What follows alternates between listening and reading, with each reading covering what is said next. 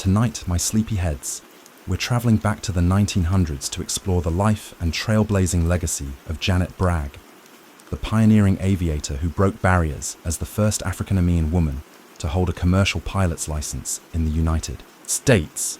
Her determination and courage not only challenged racial and gender boundaries in aviation, but also inspired future generations to aim for the skies. So, before you get comfortable, as always, my friends, take a moment to like the video and subscribe to the channel if you haven't already. Also, let us know where you're watching from and what time it is for you. I thought tonight would be perfect for a story on Janet. So, dim the lights down, grab a blanket, and relax to something I know you will love. Let's start. In 1907, on a warm spring day, Janet Waterford entered a world that had yet to imagine her possibilities. While the Wright brothers were still perfecting their flying machines, empowered flight was a novelty for daredevils and dreamers. Born in Griffin, Georgia, to parents who had witnessed the tail end of Reconstruction, Janet arrived during an era when Black Americans were fighting for basic respect and dignity, let alone the freedom to soar through the skies. The conventional narratives about Janet often begin with her nursing career or jump straight to her aviation accomplishments. But what shaped the woman who would challenge both racial and gender boundaries in American aviation?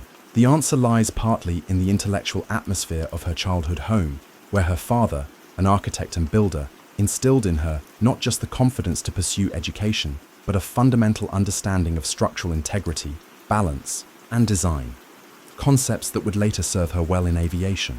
Janet's mother, a seamstress whose deft fingers crafted garments that transformed their wearers, demonstrated daily how precision and attention to detail could elevate the mundane to the extraordinary. Between them, they created a household where Janet learned that buildings could rise and fabric could flow into new forms with the application of knowledge and skill. When the Waterford family relocated to Chicago during Janet's youth, they joined the wave of Black Americans participating in the Great Migration. However, unlike many families who were forced north by economic desperation or violent persecution, the Waterfords moved with relative privilege and preparation. This distinction rarely appears in summaries of Janet's life, yet it provided her with a crucial foundation. She arrived in Chicago not as a refugee, but as a young woman with resources and family support, poised to take advantage of urban educational opportunities. At Wendell Phillips High School, Janet distinguished herself not through extraordinary academic performance, as many biographical sketches suggest, but through her unusual combination of interests. While her female classmates focused on domestic sciences or teaching, Janet gravitated toward the mechanical drawing classes dominated by boys. She didn't merely participate. She questioned the instructors about the mechanics of engines and structural stability, connecting these concepts to her father's work. After graduation, Janet made what appeared to be a conventional choice for a young black woman and of her era, nursing school. Yet, her selection of this path reveals something more calculated than conformity. Nursing represented one of the few professional fields open to black women that offered both financial stability and social respect. The Provident Hospital School of Nursing, where Janet enrolled, had been founded by Dr. Daniel Hale Williams, a pioneering black surgeon who performed one of the first successful heart surgeries. The institution embodied possibility within constraint, a concept Janet would later apply to her aviation career. What's often overlooked about Janet's nursing career was her specialization in public health rather than hospital nursing. This choice placed her at the intersection of science, education, and community advocacy, requiring her to develop skills in communicating complex information and navigating bureaucracies, abilities that would prove invaluable when she later confronted the aviation establishment. By 1929, when the stock market crashed and plunged America into the Great Depression, Janet had established herself as a successful public health nurse with financial security that few Americans of any background enjoyed during this period. This economic independence gave her the freedom to pursue aviation at a moment when most people were focused on basic survival. It was during a chance trolley ride through Chicago that Janet spotted a billboard advertising flying lessons. The conventional telling suggests the event was a whimsical moment of inspiration, but considering Janet's methodical character and long-standing interest in mechanics, it's more likely this advertisement crystallized an ambition she had been contemplating for some time. When she enrolled at the Aeronautical University, Janet wasn't just following a dream, she was making a calculated investment in her future. In 1929, aviation represented the forefront of technology and opportunity, just as computing or artificial intelligence would do decades later. Janet understood that mastering flight could provide opportunities beyond what black women in pre-war America typically had. The story of Janet Bragg is not just about breaking barriers. It's about strategic navigation of a system designed to exclude people like her before she ever touched an aircraft control. She had already developed the psychological architecture that would allow her to persist through rejections and setbacks. Her early life wasn't just a prelude. It was preparation. When Janet Waterford Bragg joined the Aeronautical University in Chicago, she entered a world constructed for white men. The aviation industry of the early 1930s wasn't merely segregated by custom. It was designed around the assumptions of male physicality and masculine social networks. Yet Janet's approach to this environment revealed a sophistication rarely highlighted in accounts of her life. Rather than confronting the system head-on, Janet adopted what might be called strategic assimilation. She dressed impeccably for every class, arriving in professional attire that commanded respect without drawing undue attention.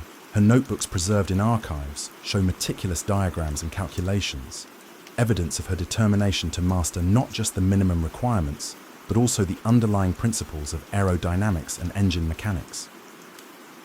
The atmosphere at Aeronautical University was complex. While some instructors and students openly questioned her presence, others exhibited a sort of booze tolerance, the kind reserved for novelties expected to eventually disappear. What none anticipated was Janet's quiet persistence. She absorbed technical information with remarkable efficiency, often spending evenings reviewing material multiple times to ensure mastery.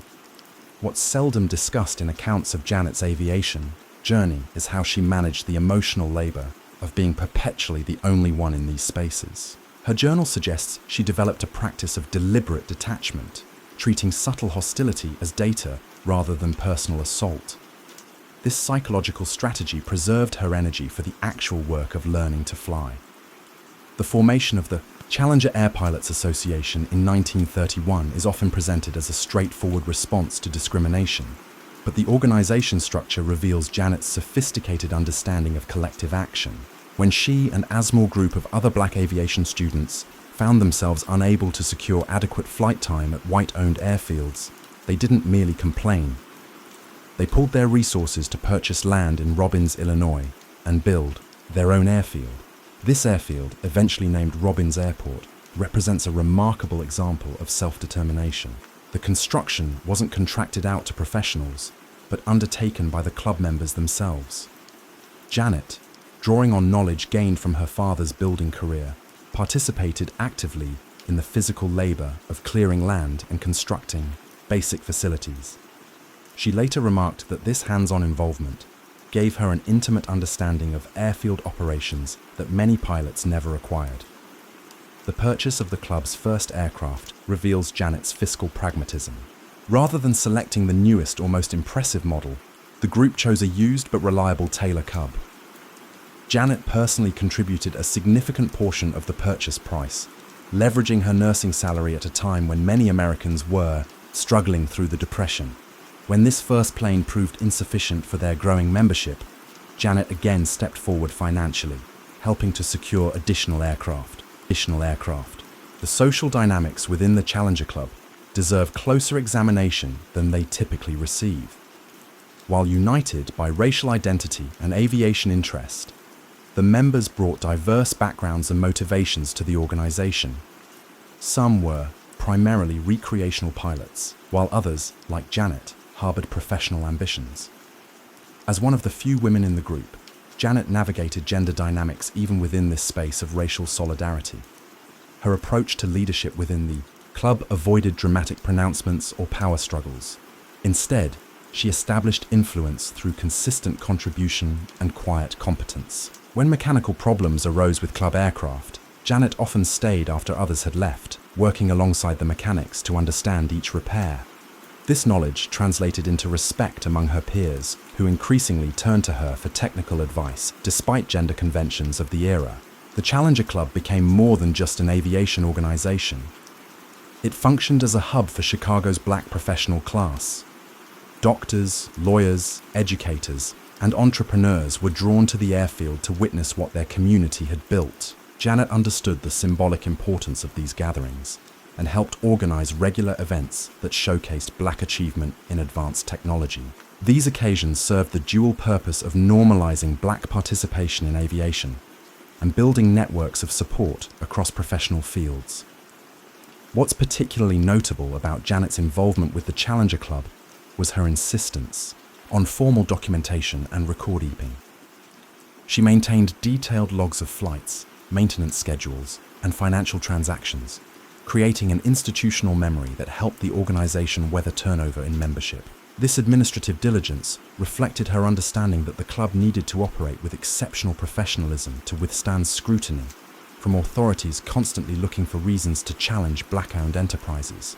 The Challenger Air Pilots Association represented more than an opportunity for flight training. It was a laboratory for community organization and self-reliance. Janet's contributions extended far beyond her financial investments or technical knowledge. She helped establish a model for how excluded groups could create their own infrastructure, rather than waiting for integration into existing systems. When Janet took her first solo flight from the Robbins Airfield in 1934, the achievement represented not just her personal milestone, but the success of a collective strategy. The small airstrip carved from unforgiving Illinois prairie stood as testimony to what determination and solidarity could accomplish in the face of systemic barriers. The lessons learned at Robbins would serve Janet well as she prepared to confront even more formidable obstacles on her path to commercial certification. By 1937, Janet Bragg had accumulated hundreds of flight hours and mastered the technical aspects of aviation to a degree that exceeded the requirements for commercial pilot certification. Yet, when she appeared at the examination office in Chicago, the atmosphere shifted perceptibly. The testing officer, a man who had routinely processed applications from white men with similar or lesser qualifications, suddenly became a guardian of impossibly high standards. What transpired that day has been summarized in many accounts as simple discrimination. But the mechanics of the rejection reveal something more insidious. The examiner refrained from explicitly citing her race or gender as disqualifications. As such, blatant bias would have been too vulnerable to challenge. Instead, he subjected Janet to a series of increasingly technical questions about the engine components, and emergency procedures exceeded the standard examination protocol. Janet recognized the strategy. Her nursing career had taught her how systems maintain exclusion through selective application of rules rather than explicit prohibition. She answered each question with precision, drawing on the extensive technical knowledge she had accumulated, not just through formal training, but through her hands-on experience maintaining aircraft at Robbins. When the oral examination failed, to find her lacking, the examiner pivoted to scrutinizing her paperwork, questioning the legitimacy of her flight hours because they had been accumulated at a black-owned airfield. What followed was a masterclass in measured resistance. Rather than displaying anger that would have played into stereotypes about black women, Janet calmly requested written documentation of the specific deficiencies in her application. This simple administrative request flunks the examiner, who had expected either acquiescence or emotional reaction. When he reluctantly provided a vague written statement citing insufficient preparation, Janet secured the documentary evidence of discriminatory treatment that would later prove valuable. The rejection in Chicago pushed Janet to develop an innovative approach to certification. Through her network of aviation contacts, she learned that examiners in different regions sometimes applied standards differently. This geographical variation in discrimination, tighter in some regions, more permeable in others, is rarely discussed in accounts of segregation. Yet, understanding these patterns was crucial for those attempting to navigate the system. Jane identified Tuskegee, Alabama as a potential alternative testing location. The presence of the Tuskegee Institute in its emerging aviation program suggested the possibility of examiners more accustomed to evaluating black applicants. This strategic forum shopping required Janet to temporarily relocate, a significant investment of time and resources that demonstrated her commitment to certification. Upon arriving in Tuskegee in 1939, Janet discovered a community engaged in its own complex negotiations around race and aviation. The civilian pilot training program, recently established by the federal government, had reluctantly included a few black institutions among its approved training centers. Tuskegee program was developing what would later become the foundation for the famed Tuskegee Airmen of World War II.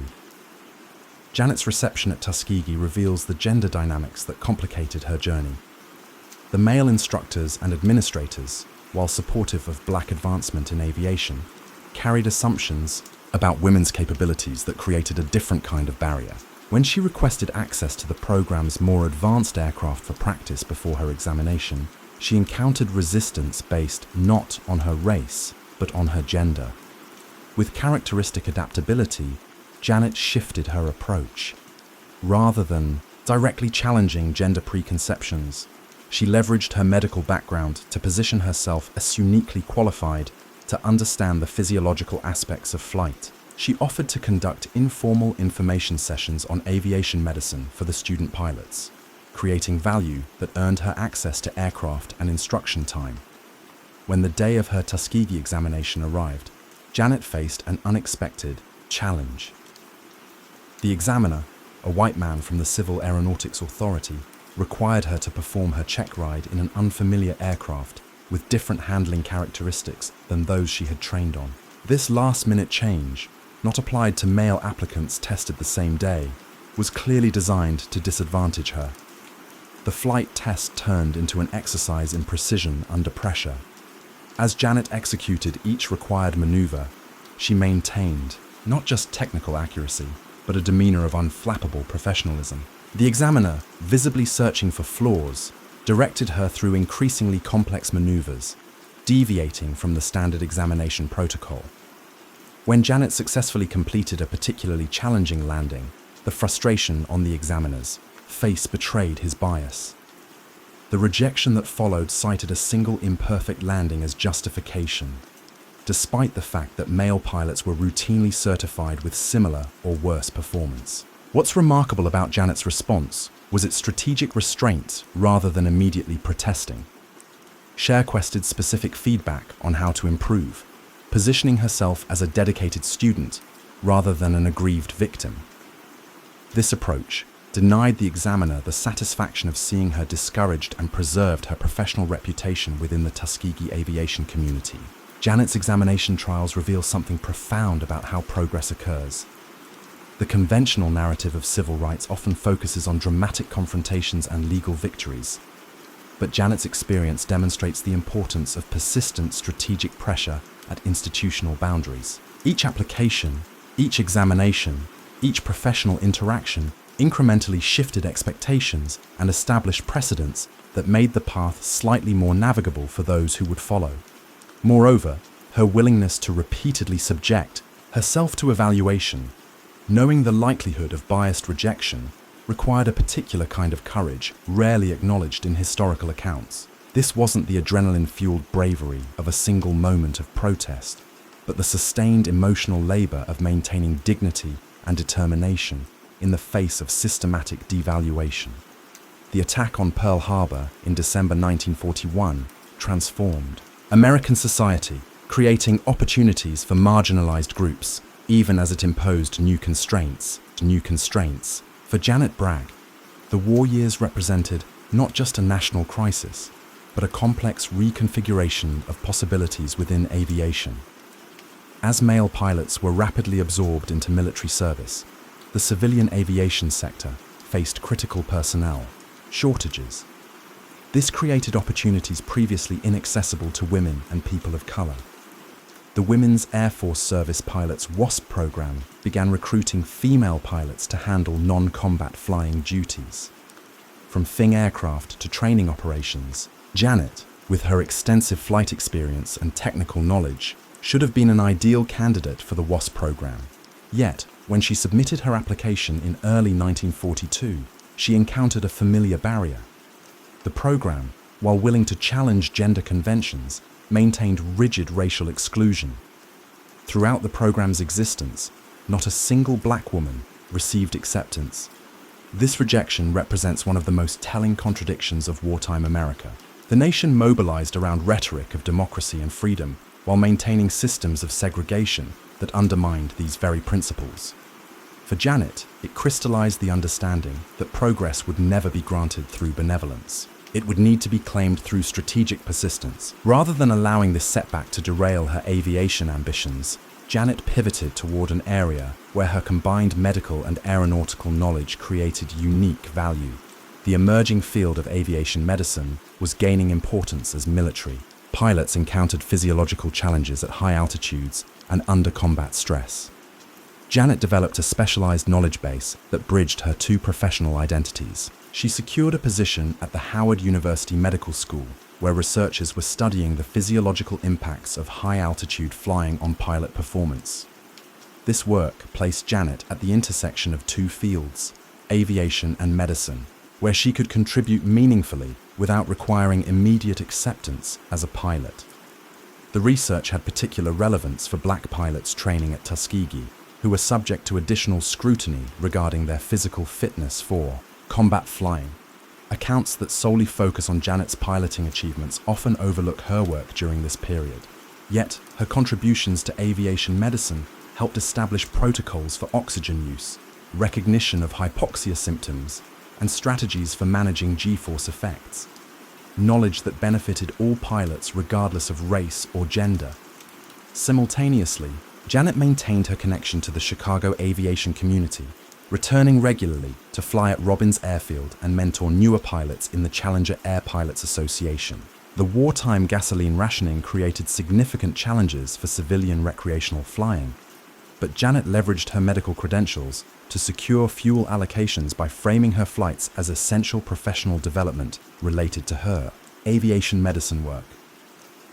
This period also saw Janet develop sophisticated strategies for navigating segregated aviation facilities when traveling. She compiled what amounted to a personal green book for black pilots, a network of airfields, mechanics, and lodgings that would accommodate African-American aviators. This knowledge became a valuable resource shared among the small community of black pilots who continued civilian flying during the war years. Perhaps the most significant wartime development for Janet was her persistent pursuit of commercial certification, culminating in her successful examination in 1943. The details of this achievement deserve closer examination than they typically receive.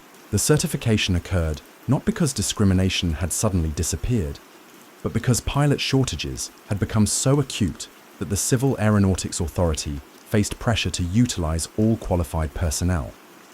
The examiner who finally signed off on Janet's commercial license, a man named Harold Wallam, later acknowledged that he had approached her test with heightened scrutiny, but found her performance impossible to fault. This backhanded compliment reveals much about the nature of progress. Janet didn't succeed because the system had become fair, but because she had prepared so thoroughly that even an unfair system couldn't reasonably reject her. With commercial certification secured, Janet began seeking commercial flying opportunities, only to discover that the same wartime conditions that had made certification possible also limited civilian commercial operations. Airlines were primarily engaged in military transport contracts, and their hiring remained restricted by both racial and gender barriers. Rather than waiting for these barriers to fall, Janet created her own opportunity by establishing a small aerial photography business. Using her own aircraft, she secured contracts to photograph real estate developments and construction projects from the air, providing valuable documentation for investors and insurance companies. This entrepreneurial venture allowed her to log commercial flight hours and generate income from aviation without requiring institutional acceptance from established carriers. The war years also deepened Janet's involvement with the Tuskegee Aviation Program, where she served as an informal advisor on both medical and operational matters. Her presence as a commercially certified black female pilot provided a powerful counterpoint to those who questioned black pilots' capabilities. When Tuskegee Airmen returned from combat missions in Europe with distinguished records, Janet helped document and publicize their achievements, understanding the importance of making Black excellence in aviation visible to both African American communities and the broader public. As the war drew to a close in 1945, Janet found herself in a transformed aviation landscape, one with new possibilities, but also revived restrictions, as returning white male veterans reclaimed positions throughout the industry. The strategies she had developed during the war years would prove essential as she navigated the complex terrain of post-war aviation. The immediate post-war period presented a paradoxical landscape for Janet Bragg. The same GI Bill that created unprecedented educational and economic opportunities for millions of white veterans systematically excluded many Black service members, particularly in the South. The aviation industry, which had reluctantly opened some doors during wartime necessity, began reinstating exclusionary practices as white men returned to civilian life. Rather than focusing solely on her individual advancement, Janet recognized the opportunity to build institutional capacity for Black participation in aviation. This period marked a shift in her approach from proving her capabilities to creating systems that would nurture the next generation of Black aviators. In 1946, Janet and several Challenger Club members established Bragg Air Service, a fixed-base operation providing aircraft maintenance, flight instruction, and charter services. Located at Robins Airfield, the business represented more than a commercial venture. It was an institution designed to normalize Black presence in aviation commerce. The structure of Bragg Air Service reveals Janet's business acumen. Rather than competing directly with large operations serving white clientele, she positioned her company to meet specialized needs within Chicago's growing Black middle class. As property ownership increased among African Americans, aerial photography, for insurance and development purposes, created a market niche that white-owned aviation businesses rarely served effectively. Additionally, Bragg Air Service specialized in maintenance for smaller aircraft owners who often found themselves overlooked by larger service operations. Janet recruited and trained Black mechanics, creating employment opportunities while building essential technical capacity within the community. Her insistence on meticulous record-keeping and certification documentation protected the business from the excessive regulatory scrutiny often applied to Black-owned enterprises. What's particularly noteworthy about this period in Janet's life was her development of an informal apprenticeship system. Recognizing that formal aviation training remained largely inaccessible to young Black aspirants, she created structured opportunities for them to gain experience at Robins Airfield. Young people began in ground operations, fueling aircraft, cleaning hangars, managing paperwork, while receiving incremental exposure to flight operations and maintenance procedures. Several teenagers who started sweeping the Bragg Air Service hangar eventually became licensed pilots and aviation professionals, their paths facilitated by Janet's deliberate mentorship. She understood that representation alone was insufficient. The pipeline required active development and protection. During this same period, Janet expanded her property investments, purchasing several apartment buildings in Chicago's South Side. This diversification provided financial stability that supported her aviation activities during periods when the business faced challenges. It also gave her leverage within Chicago's business community, where property ownership translated into political influence. Janet utilized this influence strategically, advocating for infrastructure improvements at Robins Airfield and fighting against zoning changes that threatened its operation. When developers began eyeing the airfield land for residential construction in the late 1940s, Janet organized a coalition of business owners and aviation enthusiasts to protect this crucial community asset. The preservation of Robins Airfield became a case study in community resistance to development pressures that frequently targeted Black-owned spaces. Janet framed the airfield not merely as a business location, but as an educational institution and point of pride for Chicago's African American community. This reframing helped secure political support that other Black businesses often lacked. Janet's activism extended beyond local aviation concerns to national policy discussions. She became involved with the National Airmen's Association of America, an organization advocating for integration of commercial airlines and expanded opportunities for black pilots. Her approach to advocacy reflected her nursing background, methodically documenting disparities, presenting evidence rather than accusations, and proposing specific remedies rather than general grievances. When major airlines began considering token integration in the late 1940s, Janet positioned herself as a resource for companies navigating unfamiliar territory. Rather than adopting an adversarial stance, she offered her expertise in managing the complexities of integration, drawing parallels to processes she had observed in healthcare settings. This strategic positioning allowed her to influence hiring discussions without being dismissed as merely self-interested. Simultaneously, Janet continued her own professional development, securing additional ratings and certifications that enhanced her credibility within aviation circles. She obtained instrument and multi-engine ratings, completing training at facilities that had previously excluded black pilots. Each credential she added signified not only her personal accomplishments, but also another breach in the system of segregation. By 1950, Janet had built a multifaceted career that spanned aviation, healthcare, and real estate. An unusual portfolio that provided both financial security and multiple platforms for advancing equity. What makes her approach during this period particularly instructive was her recognition that progress required both persistent individual excellence and institutional development. She understood that proving black capability was necessary but insufficient. The creation of sustaining structures was equally essential. The aviation community Janet helped build at Robbins became more than a collection of pilots and mechanics. It functioned as an educational ecosystem where knowledge circulated freely across generational and experiential boundaries.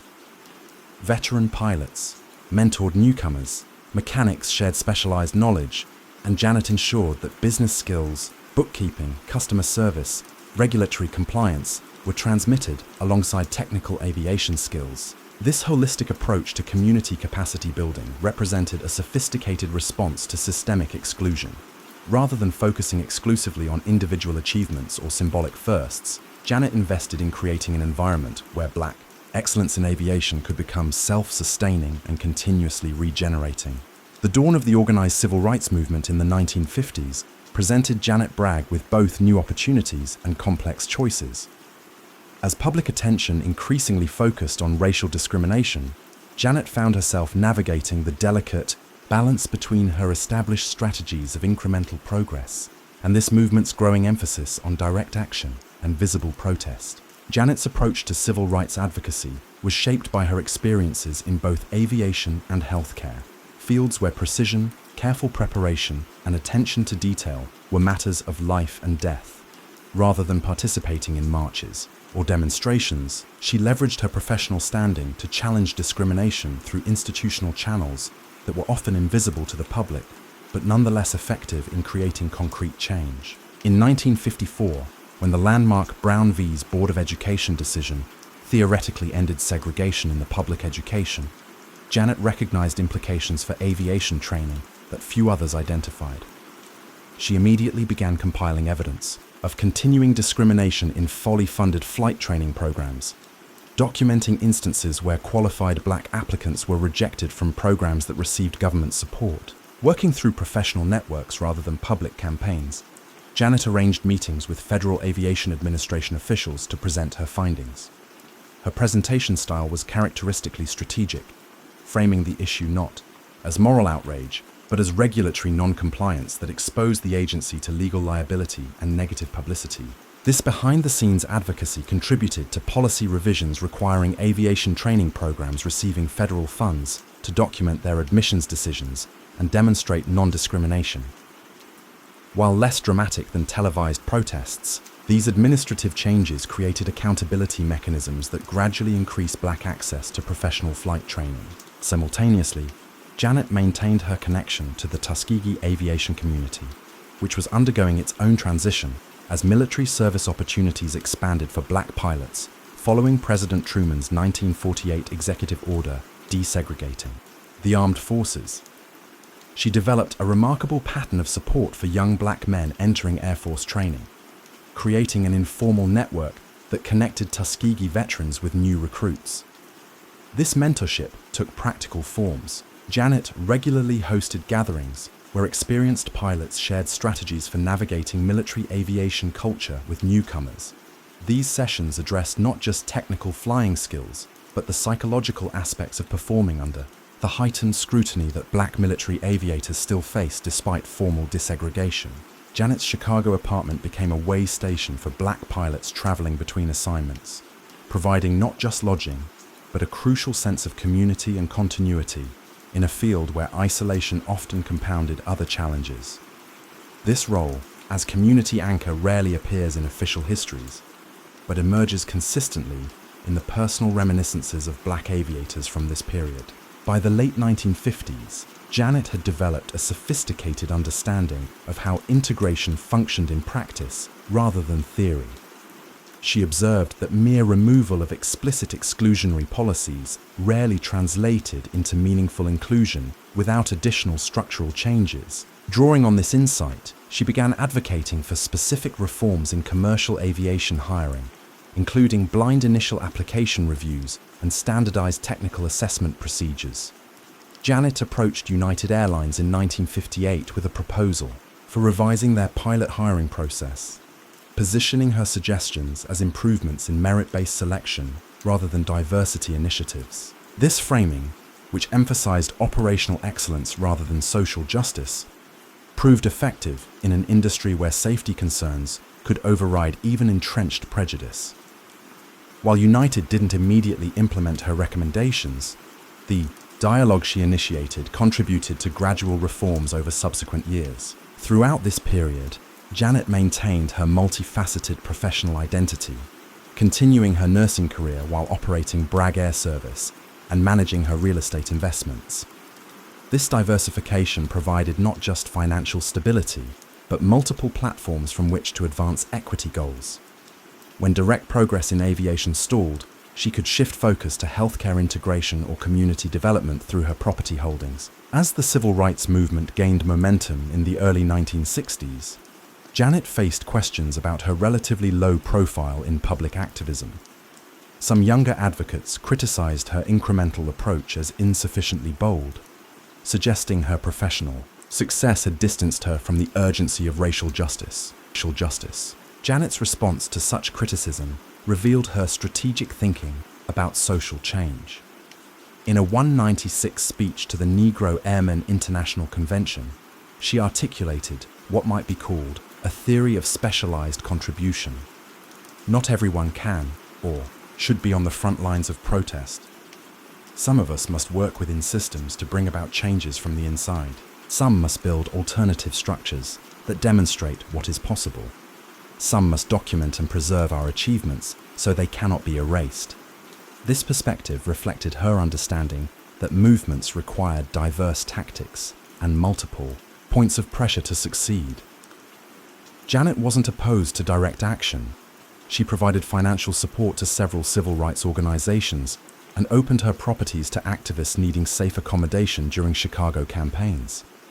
But she recognized that her most effective contribution came through different channels. The 1963 March on Washington represented a pivotal moment in Janet's relationship with the broader civil rights movement.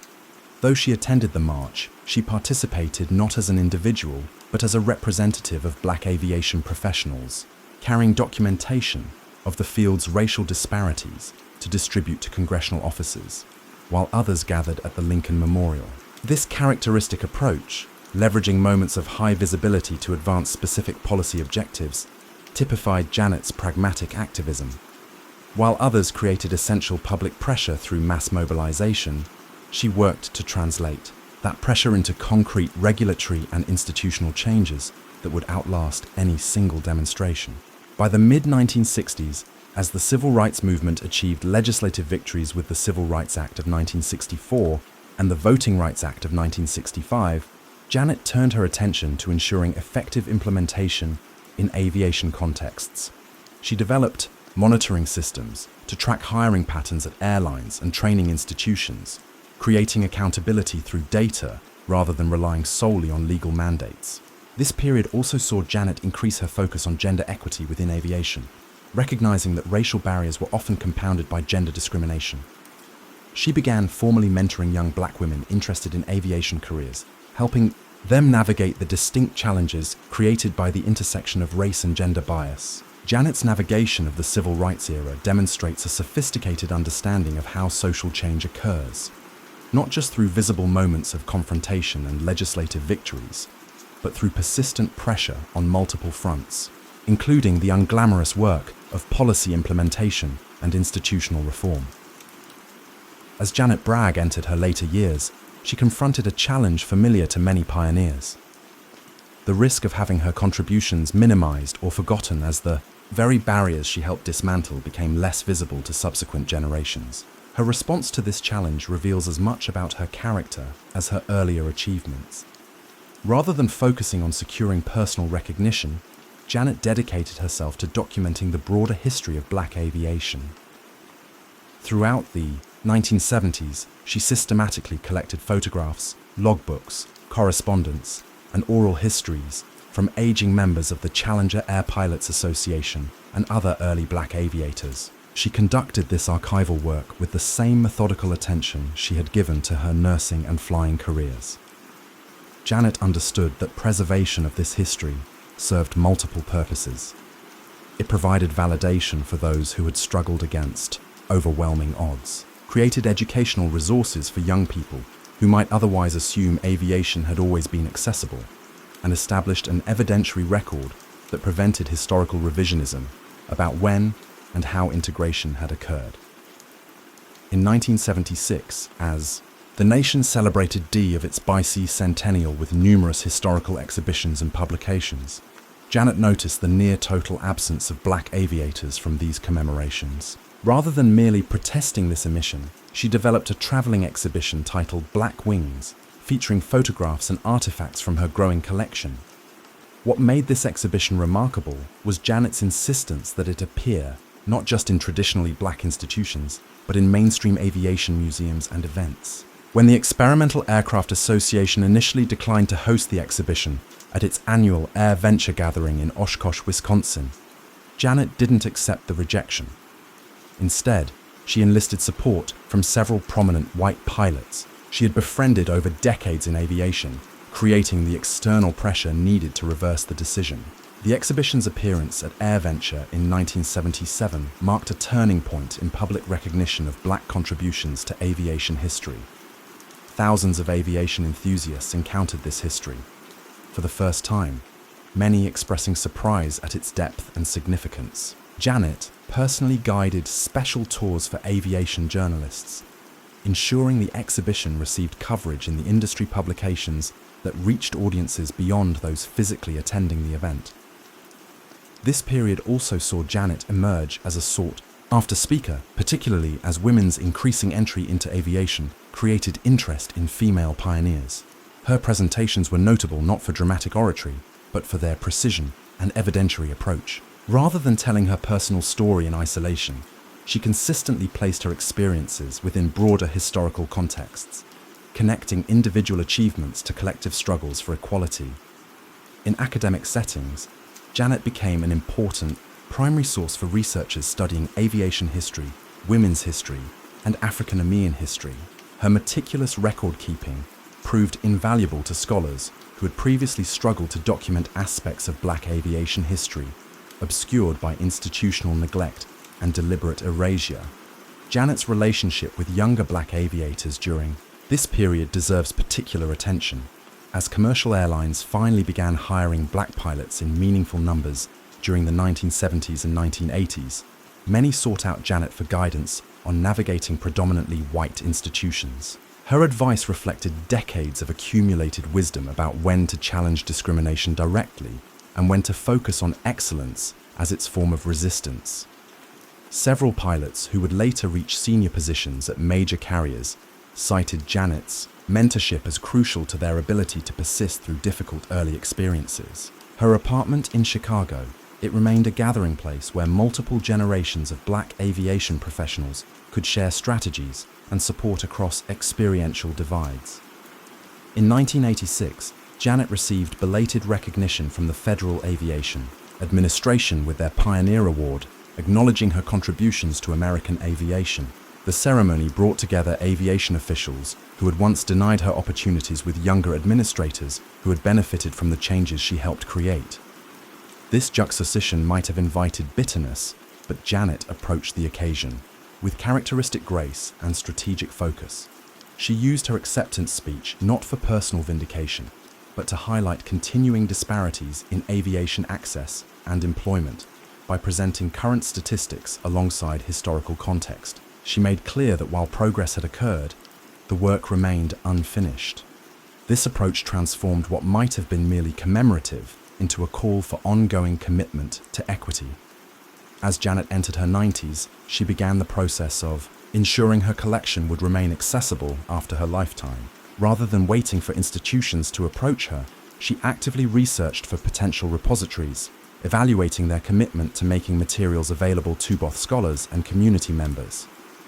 She ultimately divided her papers between the Smithsonian National Air and Space Museum and the Atlanta University Center archives, creating multiple access points to this crucial history. Janet Bragg passed away in 1993 at the age of 86, having witnessed transformations in American aviation that would have seemed impossible when she took her first flight lessons in 1933. At the time of her death, black pilots commanded jumbo jets for major carriers, served as astronauts in the space program, and held leadership positions in aviation organizations that had once excluded them entirely. Yet Janet's most profound legacy may lie not in these visible markers of progress, but in the approach to change she embodied throughout her life. She demonstrated that effective advocacy requires not just courage and persistence, but strategic thinking about where and how to apply pressure. She understood that systems change through multiple mechanisms: legal challenges, policy reforms, economic leverage, cultural shifts, and individual excellence, all playing necessary roles. Perhaps most importantly, Janet Bragg's life illustrates that history is not merely something that happens to people, but something they actively shape through deliberate choices and sustained commitment. She didn't simply participate in the evolution of American aviation. She helped direct its course through strategic action at key moments. So, as we conclude this chapter on Janet Bragg and her success with being the first African-American to take flight, let's take a moment to reflect on her significant contributions, because they were truly astonishing.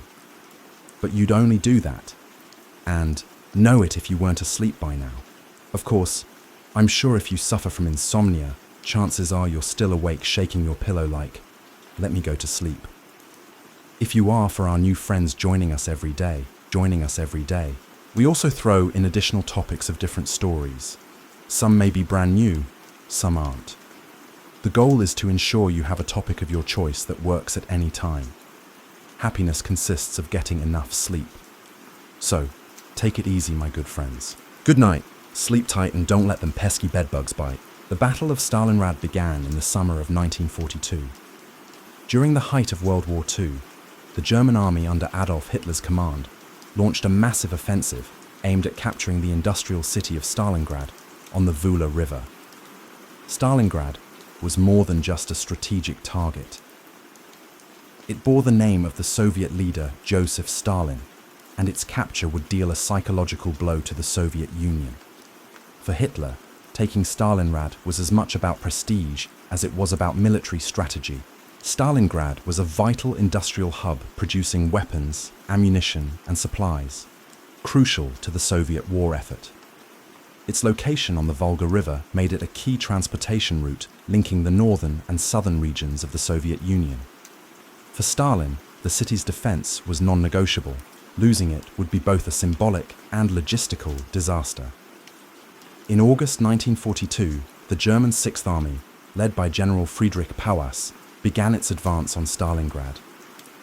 The city, a sprawling industrial expanse with factories, railways, and residential areas, became the site of one of the most grueling battles in history.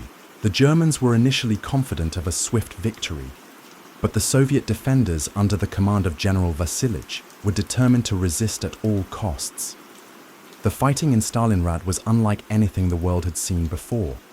Urban warfare turned every street, building, and factory into a battleground. The Germans and Soviets engaged in brutal close-quarters combat, often fighting room by room, floor by floor. The city became a labyrinth of destruction, with rubble and debris transforming entire neighborhoods into treacherous landscapes. The Soviets adopted a strategy of hugging the German forces, staying as close as possible to avoid being targeted by German airstrikes and artillery. This forced the Germans into relentless hand-to-hand combat, draining their resources and morale. Soviet snipers hidden in the ruins became a deadly force, picking off German soldiers with precision. One of the most famous snipers, the Sely Zeitver, became a symbol of Soviet resilience, his actions inspiring defenders across the city. As the weeks turned into months, the harsh Russian winter set in, adding another layer of misery to the already dire conditions. Temperatures plummeted, and both sides struggled to survive in the freezing cold. Supplies dwindled, and hunger and disease took their toll. Yet, despite the suffering, the Soviets held firm. Reinforcements and supplies continued to trickle into the city across the frozen Volga River, ensuring that the defenders could maintain their resistance. The turning point in the Battle of Stalingrad came in November 1942 with the launch of Operation Uranus. The Soviet High Command, led by General Georgy Zhukov, devised a bold counteroffensive to encircle the German Sixth Army, while the Germans thus were focused on their assault within the city. The Soviets launched massive attacks on the weaker flanks of the German forces held by Romanian and Italian troops. The plan was a success. Within days, the Soviet pincers closed around Stalingrad, trapping the German Sixth Army inside the city. What followed was a desperate struggle for survival. The encircled German forces, numbering over 300,000 men, were cut off from supplies and reinforcements. Hitler, refusing to allow a retreat, ordered powers to hold the city at all costs. The Luftwaffe attempted to airlift supplies to the encircled troops, but the efforts were insufficient. The soldiers inside the pocket faced starvation, freezing temperatures, and relentless Soviet attacks. The Soviets tightened their grip on the city, systematically destroying the remaining German positions. The defender situation became increasingly hopeless, and morale plummeted. In January 1943, the Soviets launched their final assault to crush the pocket. By this time, Pallas and his men were exhausted, demoralized, and out of options. On February 2nd, 1943, Pace surrendered, marking the end of the Battle of Stalingrad. The Soviet victory was a turning point in the war, shattering the myth of German invincibility and shifting the momentum in favor of the Allies. It was a devastating blow to Hitler's ambitions, and the loss of the Sixth Army was a humiliation from which Germany would never fully recover. The cost of the battle, however, was staggering. Over 2 million soldiers and civilians were killed, wounded, or captured. During the 5 months of fighting, Stalingrad itself was left in ruins, its streets and buildings reduced to rubble.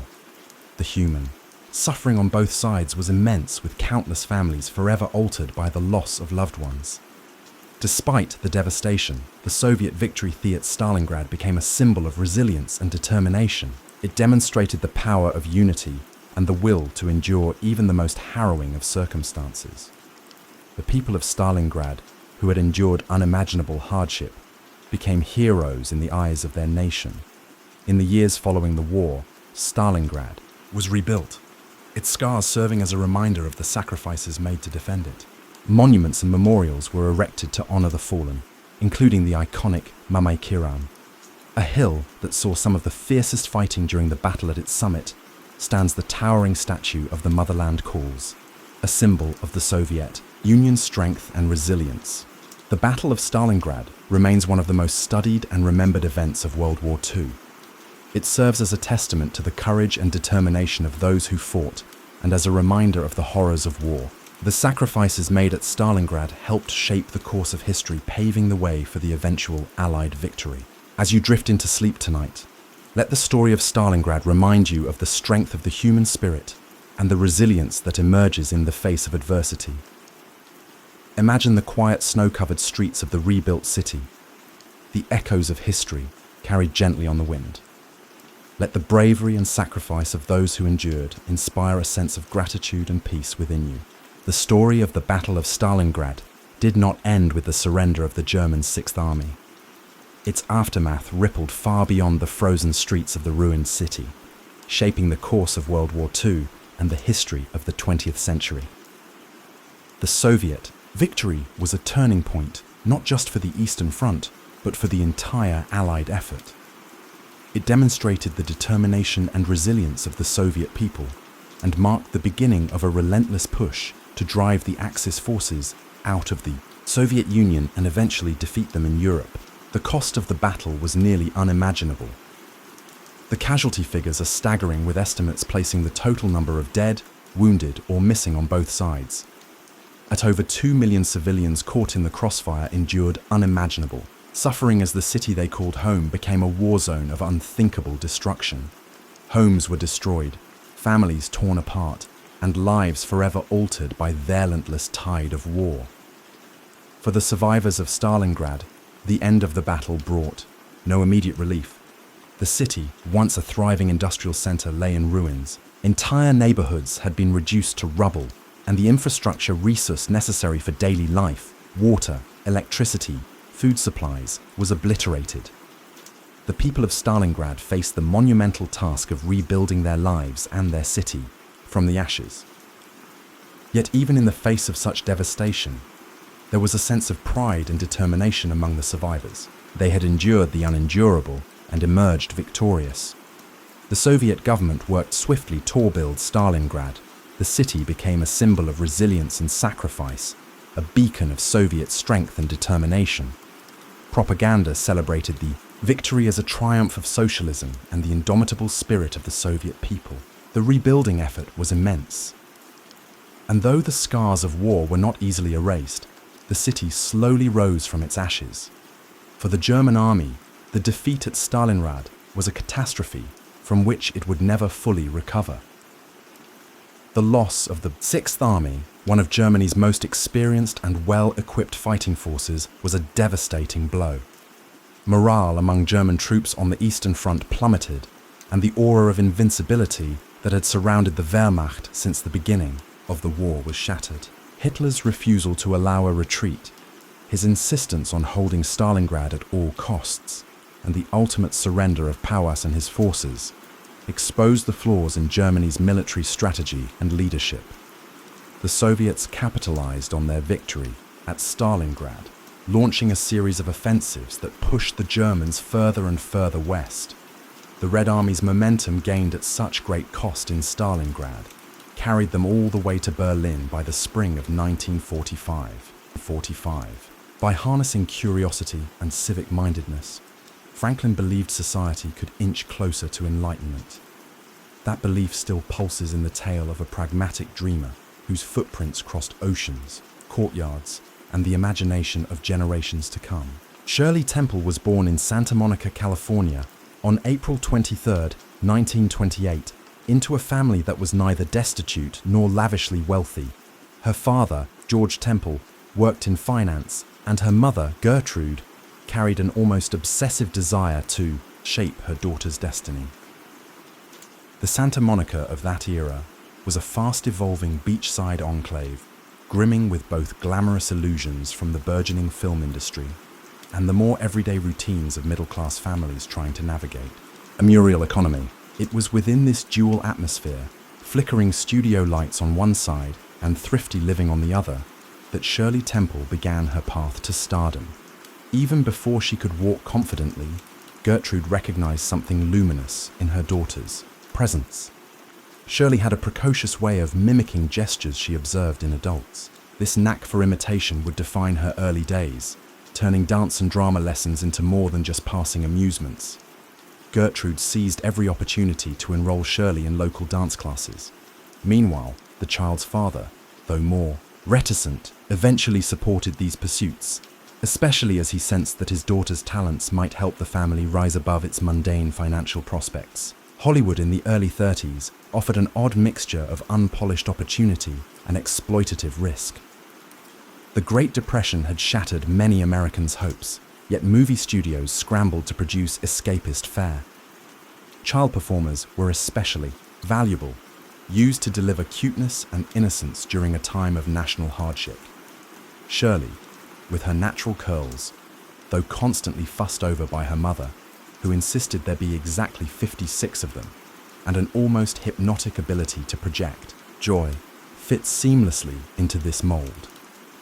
She was introduced to casting agents even before she turned 4, auditioning for bit parts that sometimes entailed dancing routines with the adult actors. Initially, Shirley's family juggled skepticism and ambition. The film sets she visited were not always the polished worlds fans saw on screen. Instead, they were chaotic places where directors yelled, lighting rigs buzzed, and many child performers discovered their so-called cute factor overshadowed any genuine acting skill. Shirley, however, proved adept at capturing adult expectations. Her seeming earnestness paired with that bright, dimpled smile won over producers who recognized a phenomenon in the making. By 1932, she had landed small roles in a series of shorts called baby burlesques, comedic sketches where toddlers were placed in decidedly adult situations. Watching them today, many find the concept jarring. But in the economic desperation of the 1930s, these short films gained traction, and Shirley's star quality began to gleam. Gertrude, operating as both mother and unofficial manager, monitored every facet of Shirley's budding career. The mother's presence on set was constant, at times protective, and at other times controlling. Tales circulated of Gertrude touching up Shirley's curls between takes, ensuring that not a single ringlet strayed from the image of cherubic perfection. She championed Shirley's needs, but also drove her onward in a business known for discarding child actors once they outgrew their roles. This mixture of maternal devotion and unwavering ambition became a recurring theme in Shirley's early years. Even so, Shirley's own temperament provided a counterbalance. Despite the intense schedule, she exuded genuine curiosity about her surroundings. She asked questions about how cameras worked and who was responsible for set design. In an era where children were expected to be seen but not heard, her inquisitiveness made a subtle impression on directors and stagehands alike. They realized the girl was not a living doll, but a quick-thinking child who grasped far more than she let on. By 1934, she had secured her first breakthrough roles in feature-length films. With Fox Film Corporation soon to merge into 20th Century Fox, backing her, Shirley Temple became one of the Depression era's most iconic faces. Her movies such as Stand Up and Cheer and Little Miss Marker gave audiences a dose of optimism they craved. Critics raved about her bright-eyed sincerity, and ticket sales soared. Movie theaters saw a direct correlation.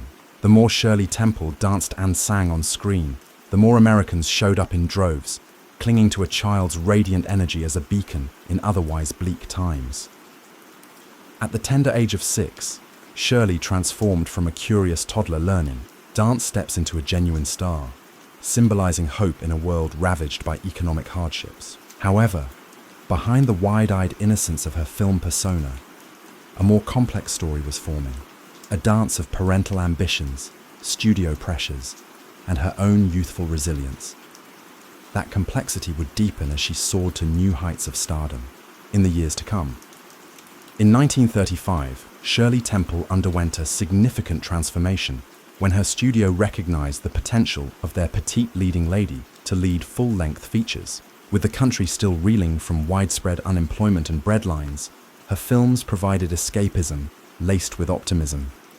Titles like Bright Eyes and Curly Top showcase not just her cherubic face, but an uncanny knack for on-screen chemistry with adult co-stars. She became the face of Fox's silver screen offerings, out-turn-earning many established actors. Yet behind the upbeat songs and tap dances, negotiations and business maneuvers were at play, many of which set precedents for how future child stars would be handled. Key among these developments was the contract Shirley signed with Fox, or, more accurately, the contract her parents signed on her behalf. His details sparked discussion across Hollywood. She was guaranteed a significant weekly salary, though significant in the 1930s. Currency meant something different than it would today, plus bonuses if her pictures performed well. Fox also set aside funds for her education and well-being, though the lines often blurred between on-set tutoring and real schooling.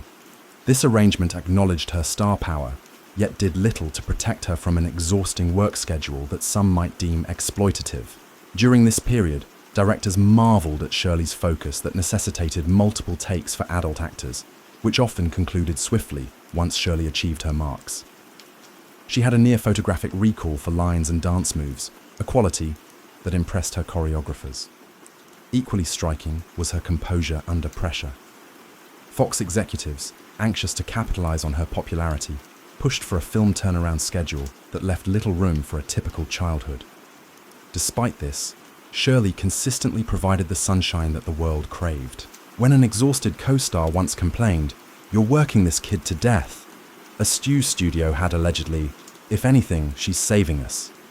It was a half-joking nod to the revenue her success generated at a time when many studios teetered on the edge of bankruptcy. Fans of all ages idolized Shirley. Children saw a peer living a fairy tale life, while adults took solace in her plucky on-screen persona that seemed to say, "Better days are just around the corner." Her likeness appeared on dolls, dresses, and countless products. An early instance of celebrity merchandising that would foreshadow later Hollywood synergy. Yet popularity also had a strange side. Rumors circulated that the bright-eyed star wasn't a child at all, but a little person posing for the cameras. This bizarre conspiracy theory gained such traction overseas that the Vatican once considered investigating her age. In truth, Shirley Temple was no more than 10 at the time, rapidly growing into a global household name. Curiously, Shirley's rise paralleled shifts in the film industry itself. The production code, Hollywood's moral guidelines, tightened restrictions on on-screen content. Shirley's clean, wholesome image fit perfectly into this new environment. Gone were the edgier comedic elements from her earliest shorts. In their place emerged full-blown, family-friendly musicals and romances. She sang with experienced adult crooners, sharing lines and duets that might otherwise look awkward for a child, yet her sincerity let her glide past potential awkwardness. Audiences believed her rosy worldview, if only for the duration of a matinee. Not that it was all smooth sailing. Inside the Temple household, tensions simmered. Gertrude clashed with producers who wanted to vary Shirley's look or storyline, steadfastly defending her daughter's signature curls and sweet persona. George Temple, meanwhile, found himself overshadowed, primarily attending to financial matters, while Gertrude guided their daughter's creative direction. However, an even more pressing matter loomed, forging a stronger federal framework. In 1785-1787, delegates convened in Philadelphia for what became the Constitutional Convention. Franklin, physically frail, arrived each day in a sedan chair, carried by prisoners from the local jail. They were assigned to him as a courtesy. Nevertheless, his presence galvanized participants. Although James Madison and others led the drafting, Franklin's influence often smoothed bitter disputes. During the sweltering debates, tempers flared. Small states feared dominance by large states, while others demanded checks on federal authority. Franklin rarely took the floor for extended speeches. His hearing was poor, and he tired easily. But when he did speak, he used anecdotes to diffuse tension. He urged compromise, cautioning that no perfect constitution could be formed by flawed humans. One famed instance saw him propose daily prayers, not out of strict religiosity, but to remind delegates of shared humility. His mediation, plus behind-the-scenes coaxing, helped shape the final product, a constitution granting enough central power to unify the states without trampling local prerogatives. At the convention's close, a bystander asked Franklin what form of government had emerged. He famously replied, "A republic, if you can keep it." That quip summarized his outlook. The new structure demanded vigilance, moral leadership, and an informed citizenry. A lesser-known note from that day is that Franklin also commented on an emblem carved into George Washington's chair, a sun perched on the horizon. Franklin said he had long wondered whether that sun was rising or setting. Now he concluded it was a rising sun, a symbol of renewed hope. Once the Constitution was ratified, Franklin's health deteriorated further. Gout plagued him, confining him to bed for stretches. Yet he remained cognitively sharp, continuing to correspond with scientists abroad, exploring everything from ocean currents to refrigeration theories.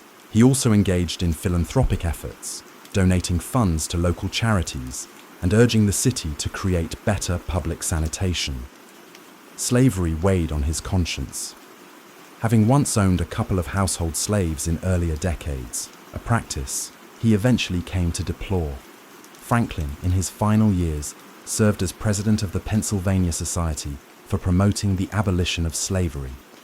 He petitioned the first Congress under the Constitution to halt the trade, a bold stance that provoked anger from Southern representatives, but Franklin was resolute, believing that moral consistency required confronting America's hypocrisy on liberty. In 1789, the Constitution took effect.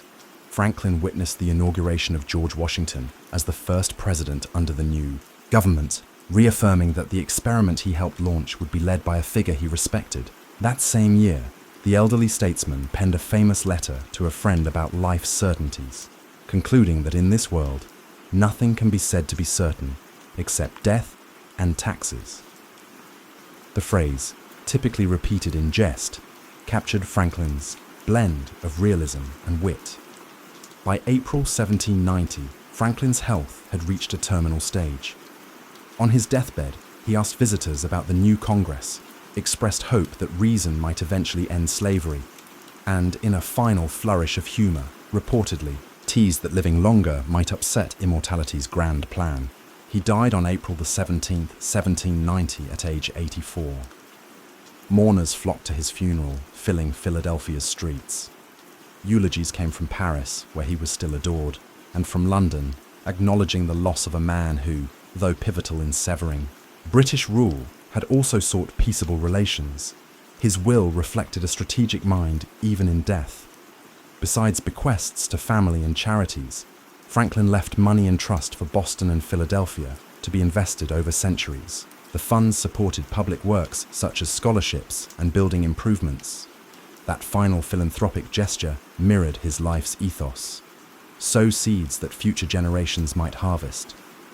He left behind a blueprint for how curiosity, practical invention, civic collaboration, and diplomacy could fuse into a single expansive life. Benjamin Franklin's legacy has often been condensed into tidy vignettes: the perspective founder with a kite in a storm, the sly diplomat at Versailles, the venerable signatory of key documents.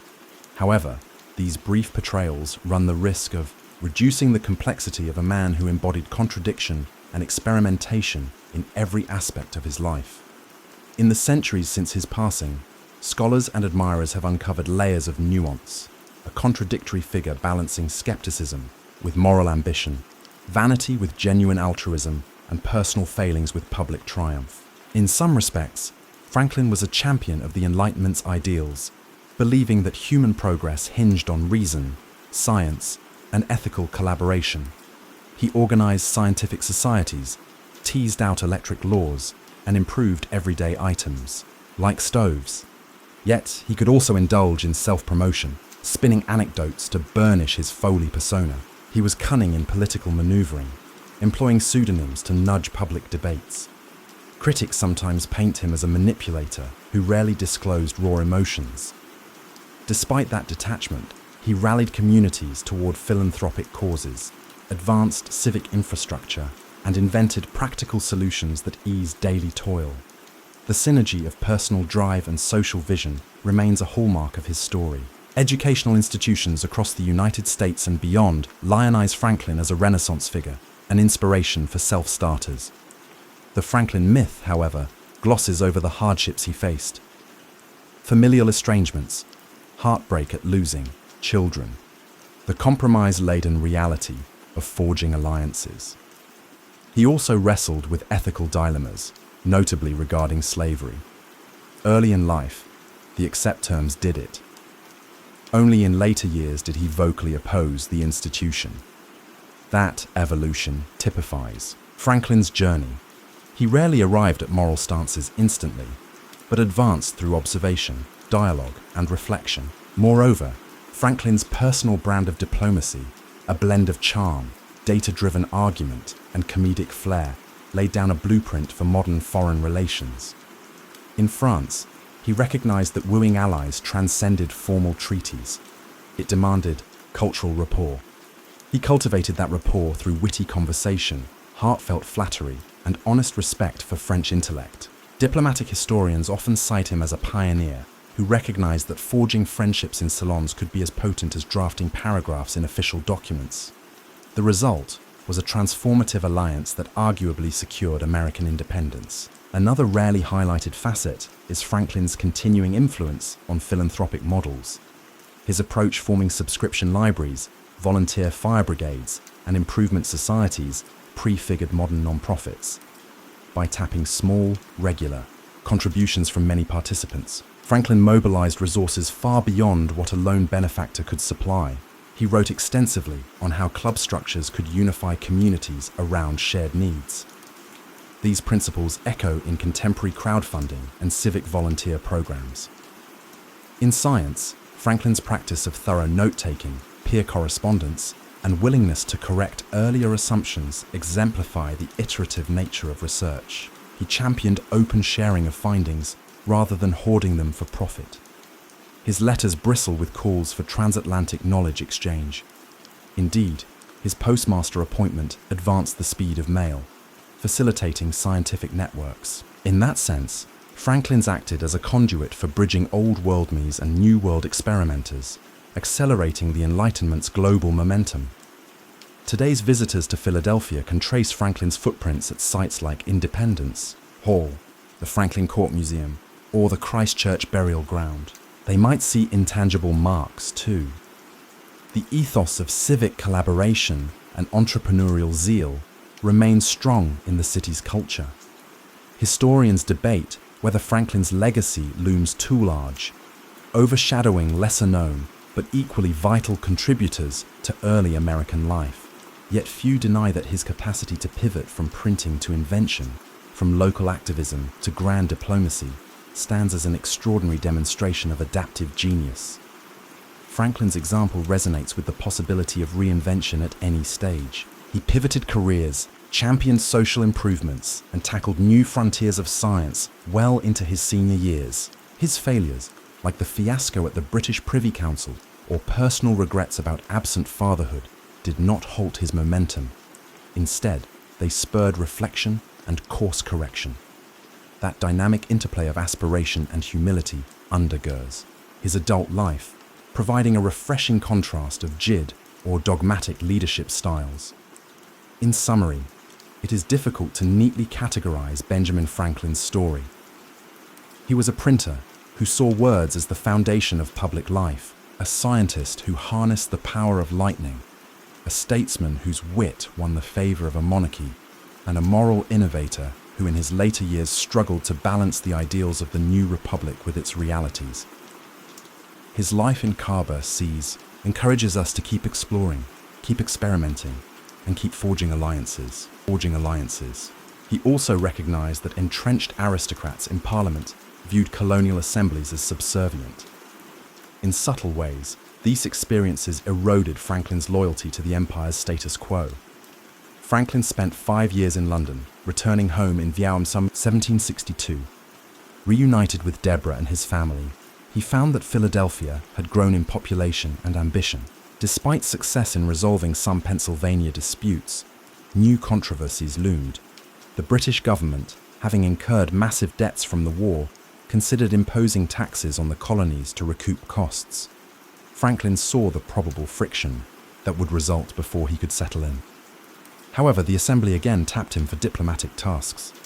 Sure enough, in 1764, with the Stamp Act on the horizon, Franklin was sent back to London to represent Pennsylvania's opposition to direct taxation without colonial input. The Stamp Act crisis erupted in 1765, igniting unrest across the colonies. Critics on both sides hammered F. Franklin from his vantage point in Britain. Colonists suspected he'd been complacent about the Act's drafting. Londoners accused him of stirring rebellious sentiments. He testified before the House of Commons in 1766, offering a measured but firm explanation of why the colonies believed they should not be taxed by Parliament, where they had no elected representatives. His argument, phrased in calm, logical terms that swayed some opinion, contributing to the Stamp Act's eventual repeal. Yet tensions didn't subside fully. The Declaratory Act followed, asserting Britain's right to legislate for the colonies in all cases whatsoever. Franklin lingered in Britain, dividing his time between official negotiations and private scientific pursuits. He joined the Royal Society, forging friendships with luminaries like Joseph Priestley. They debated the nature of gases, the possibility of man-flight, and new mechanical devices. Franklin's adept mind rode freely in these circles, producing incremental contributions to fields like meteorology and oceanography. He mapped the Gulf Stream after hearing whaling captains discuss warm Atlantic currents, guiding ships to exploit faster routes across the ocean. Yet, personal heartbreak struck. Deborah passed away in 1774. Franklin, who'd been abroad for years, felt deep regret at not seeing her in her final days. Meanwhile, political storms at home intensified. The Boston Tea Party erupted, prompting harsh British retaliation. Franklin found himself once more the target of criticism, even singled out by the British Privy Council for public censure in 1774 over leaked letters, slandered and humiliated in a humiliating hearing. He sensed that reconciliation might be doomed. In that humiliating moment, the cracks in his hope for a peaceful resolution to the imperial crisis widened into a chasm. When he finally sailed back to America in 1775, war seemed likely. Franklin had left the colonies as a patient mediator seeking compromise. He returned an embittered observer, convinced that Britain's ministry would never treat the colonies fairly. This pivot would chart the next phase of his life, transforming him from loyal colonial agent into a champion of independence, a role that ironically few might have predicted a decade earlier. Franklin landed in Philadelphia into May 1775. Greeted by an unfolding revolution, Lexington and Concord and battles had already erupted. Mobilizing militias across the colonies, the Second Continental Congress convened, grappling with whether to seek reconciliation or assert independence. Franklin's arrival injected a seasoned perspective. He had been at the heart of negotiations with Britain and felt the monarchy's intransigence firsthand. He saw little choice but to prepare for armed conflict. Nonetheless, he did not rush to declare separation. Like many delegates, Franklin believed that a unified approach was imperative. The Congress formed the Continental Army, naming George Washington as commander-in-chief. Meanwhile, Franklin chaired committees on postal service, leading him becoming America's first postmaster general, and on forging alliances with native groups. His pragmatic style, listening intently, forging consensus, helped nudge the Congress forward. He also made time to communicate with friends in Britain who supported colonial rights, regretting the delay in reaching a consensus. Crucially, Franklin joined a committee tasked with drafting a Declaration of Independence in mid-1776. That small group included Thomas Jefferson, John Adams, Roger Sherman, and Robert Livingston. Jefferson, known for his eloquent pen, took the primary writing role, yet Franklin's edits shaped the final text. He proposed changes to some of Jefferson's more Florida passages, seeking crisp directness. When the Declaration was ratified on July 4, 1776, Franklin's signature joined others at the bottom, marking him as one of the founding signers. Equipped afterward, "We must all hang together, or most assuredly, we shall all hang separately," capturing the precarious unity of the moment. The next challenge was international support. Diplomatic ties, especially with France, were critical for the rebel cause. Having spent ample time in Europe and possessing a flair for interpersonal charm, Franklin was the natural envoy. In late 1776, he crossed the Atlantic again, braving winter seas to reach Paris. There, Ree took up residence in Patchy near the city's outskirts, clad in a fur cap instead of a wig. Franklin cut an arresting figure at French salons. Aristocrats found him both amusing and wise, enthralled by the notion of a plain-spoken philosopher from the New World. Franklin's mission transcended mere socializing. He needed French backing, money, arms, possibly direct military intervention. Yet the French court, while sympathetic to humiliating Britain, moved cautiously. Franklin leveraged his scientific renown, intellectual banter, and a subtle sense of theatre. He regaled guests with experiments on static electricity, offered witty aphorisms, and praised French art. Over dinners, he described the quest for liberty, painting it as a global struggle, pitting autocracy against enlightenment. Over time, Franklin became a sensation in Pisan circles. Political alliances blossomed behind the scenes, culminating in the 1778 Franco-American Treaty of Alliance. This partnership significantly triumphed for the Nent United States, fundamentally altered the course of events. French naval and military support hammered British positions. Franklin continued to refine the arrangement, pressing for loans and supplies. Letters from American generals describing dire needs arrived weekly. Franklin juggled these pleas with the intricacies of French court politics. While some younger French officers like Lafayette romanticized the revolution, King Louis XVI weighed the risk of bankrupting his treasury. Franklin navigated these crosscurrents with aplomb, offering gracious thanks for every concession while quietly pressing for more. Amid these negotiations, Franklin also displayed his renowned sense of humor. One anecdote recounts a dinner at which a French noble expressed doubt that a new republic could succeed. Franklin allegedly responded with a whimsical analogy about a rising balloon that might wobble but ultimately float, leaving doubters behind. He understood that small symbolic gestures combined with rational argument often wielded outsized influence in diplomatic circles. The synergy of warmth, intelligence, and subtle persuasion proved invaluable. By 1781, the Franco-American alliance had turned the war's momentum. Victory at Yorktown, aided by French forces, ended major hostilities. Yet formal peace took time. Franklin joined the American Peace Commission with John Adams and John Jay, forging the 1783 Treaty of Paris. The negotiations tested Franklin's patience as British officials jockeyed for favorable terms. In the end, the treaty recognized U.S. independence and set boundaries that shaped the young nation's prospects. Franklin found satisfaction in receiving British diplomats at the same city where the monarchy had once scorned him. Yet, he did not gloat. The end of war demanded reconciliation. He believed that forging stable commerce between Britain and America would benefit both. Having secured independence, Franklin lingered in France as an unofficial cultural ambassador, relishing the city's intellectual ferment. His final years in Europe were busy with banquets, scientific forums, and visits from luminaries. Yet, Philadelphia beckoned. He would soon return home to a new set of challenges, shaping the Constitution and the future of a republic he had helped birth. In 1785, Franklin at last returned to the United States, docking in Philadelphia to warm receptions. Local citizens lionized him as the architect of a triumphant alliance, the wise elder statesman who charmed Paris into aiding the revolution. Yet Franklin, then in his late 70s, knew the war's end didn't settle how these united colonies would operate as a cohesive nation.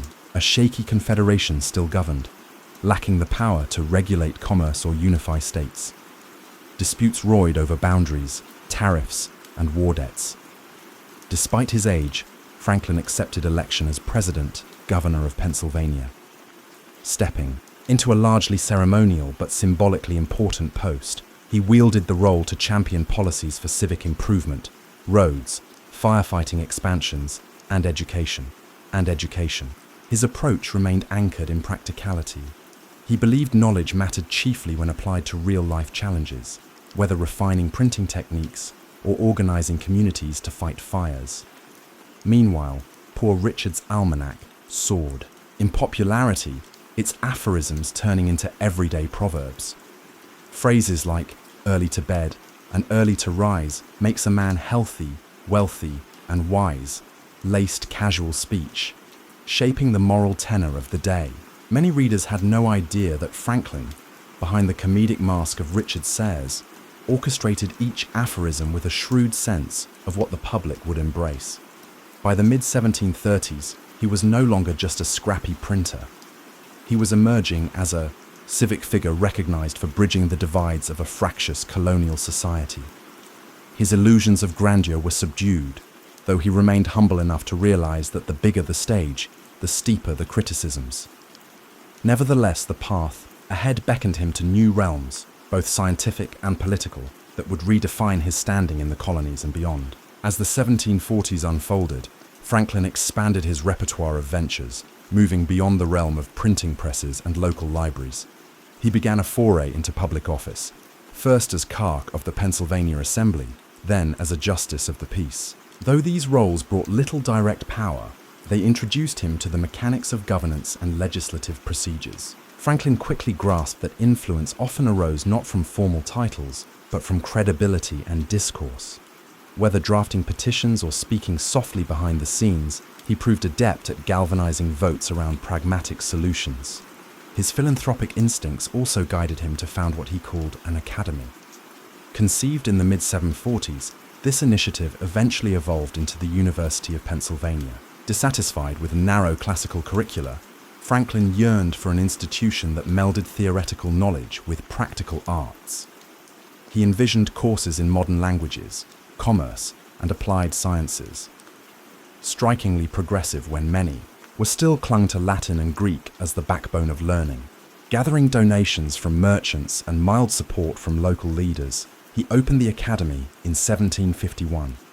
Students arrived from various colonial towns, forging a new generation steeped in the synergy of classical ideals and real-world problem-solving. Meanwhile, Franklin's fascination with electricity escalated.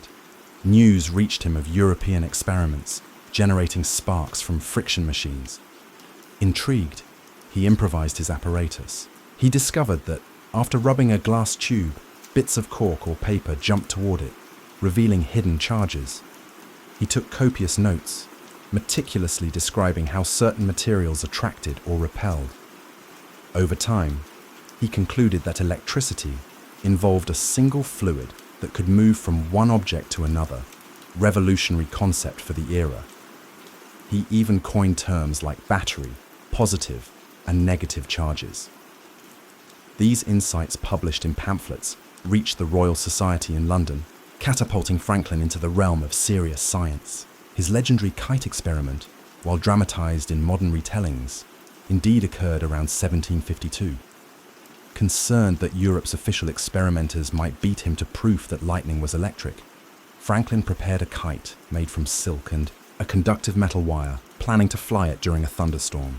Observers often imagined dramatic flashes, but Franklin took precautions. He stood under shelter, holding the kite string only through a key attached near the bottom. The moment the kite soared into stormy clouds, the strands of the string grew, briskly, signaling that electric charge was traveling downward.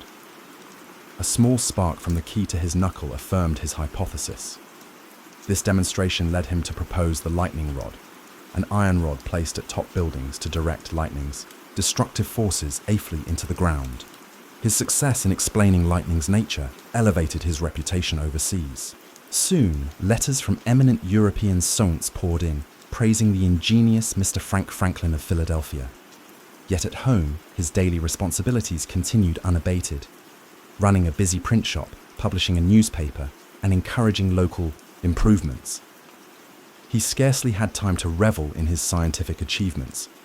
Indeed, Franklin expressed surprise that his experiments won him so much acclaim abroad, while many neighbors remained unimpressed or simply confused by his lightning games. As if science and commerce weren't enough, Franklin became increasingly involved in frontier politics. Tensions flared between Pennsylvania's Quaker-dominated assembly and the pen-for-me proprietors of the colony. Franklin believed in fair taxation, including taxes on the proprietors' vast estates, a view that had put him at odds with the privileged few. Additionally, British-French competition in North America was heating up, culminating in the French and Indian War. Franklin, convinced that defense required unity among colonies, proposed his famous join or die cartoon, a segmented snake representing the separate colonies. Though it spurred dialogue, intercolonial unity remained elusive. This interplay of local squabbles and looming war tested Franklin's political adaptability. Amid these swirling commitments, Franklin's personal circle changed. His partnership with Deborah Reed persisted, though they'd never married in a conventional ceremony. He fathered children, including William Franklin, who would later become a royal governor, a twist that would strain their bond as the Revolution approached. Franklin, for all his rational thinking, faced heartbreak and family tensions. He also enjoyed comedic relief, hosting gatherings where brandy-laced conversation turned to improbable ideas like controlling storms or forging alliances with Iroquois confederacies. Those evenings captured the spirit of a man at once playful and profoundly serious about shaping a better society. By 1755, Franklin's name carried weight across multiple spheres: inventor, publisher, civic organizer, and budding political presence. The complexities of colonial life demanded more from him, especially as war clouds loomed on the horizon. He read these omens, suspecting that events in Europe would soon ripple through the colonies in forceful ways. His intellectual curiosity, sharpened by successes in science, prepared him to tackle these challenges.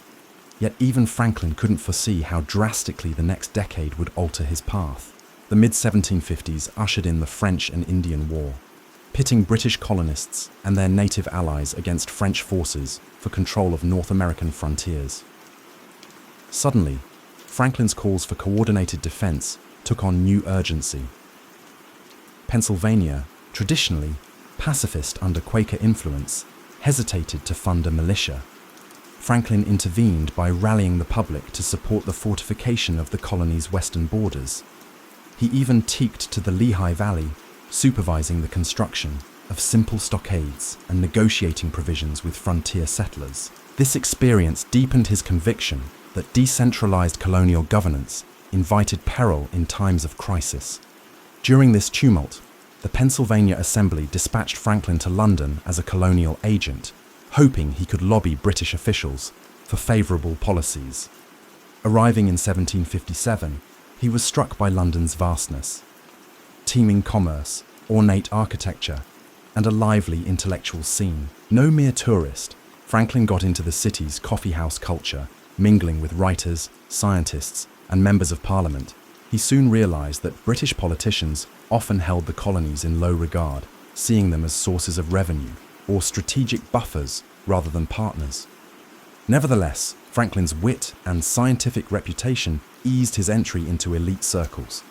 He garnered invitations to lecture on electricity, demonstration in hand, wowing aristocrats who marveled at the American electrician. Some found his plain Quaker-like dress refreshing in a world of powdered wigs and ruffled cuffs. Shrewdly, Franklin leveraged these social encounters to address colonial concerns. He lobbied for fairer trade regulations and tried to persuade the Penn family to shoulder their share of taxes in Pennsylvania. Though the mission advanced in small increments, Franklin chafed at the slow pace of British bureaucracy. Over time, he witnessed the seeds of paternalistic attitudes that would later spark full-blown colonial resentment. He wrote letters back to Philadelphia, warning that British officials seemed oblivious to colonial capacities. His father, Josiah Atterlow Chandler, had immigrated from England, hoping to build a modest livelihood. Young Benjamin's earliest memories likely featured the pungent smell of rendered fat in candle-making vats and the tension of a crowded household. But beneath those humble beginnings stirred a restless mind that refused to be confined. In many standard biographies, Franklin pops up as an unflappable genius who soared easily from a cramped apprenticeship to transatlantic fame. Yet the real story is a tangle of near failures, calculated risk-taking, and heated disputes with family. At age 12, Benjamin began an apprenticeship under his older brother James, a printer whose temper matched his drive for high-profile pamphlets. Initially enthusiastic, Benjamin soon chafed at James's authoritarian style. Printing presses demanded skilled hands and an eye for detail, but also a willingness to handle punishing hours. Moreover, James often undercut Benjamin's ideas about editorial direction, Tension built behind shop doors until Benjamin clandestinely penned letters to the local newspaper under the pseudonym Silence Do Good.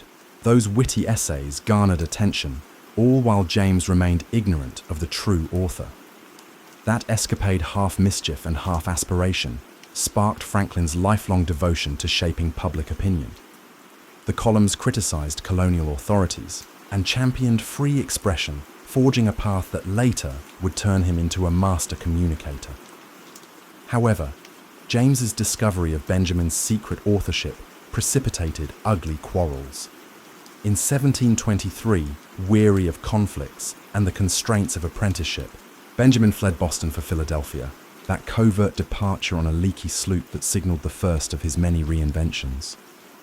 Philadelphia at the time offered a more cosmopolitan atmosphere than Boston. Quaker merchants, German artisans, and bustling wharves gave the city a distinctly commercial but tolerant flavor. Franklin trudged through its streets, jobless and nearly broke, searching for any printer who might hire him. A few local contacts pointed him to Samuel Kimmer, who ran a small, disorganized print shop. Recognizing Benjamin's talent, Kimmer agreed to take him on. For Franklin, it was a step towards self-sufficiency. He found lodging in a humble room, subsisted on bread rolls, and saved every spare coin for books. Those books, typically borrowed or second-hand, opened vistas of scientific, philosophical, and political thought. While other young men in colonial America might idle at taverns after work, Franklin pored over essays on natural philosophy. He also taught himself rudimentary French and Italian, believing that knowledge of languages could catapult him to a broader understanding of the world. Eager to refine his social skills, he adopted a system of self-improvement based on virtues he listed in a little notebook. This daily practice, strikingly systematic for the era, kept him alert to personal discipline, though not always successful, in defeating temptations. Still, Franklin was an ambitious tradesman at this juncture, not the seasoned statesman or scientist we envision today.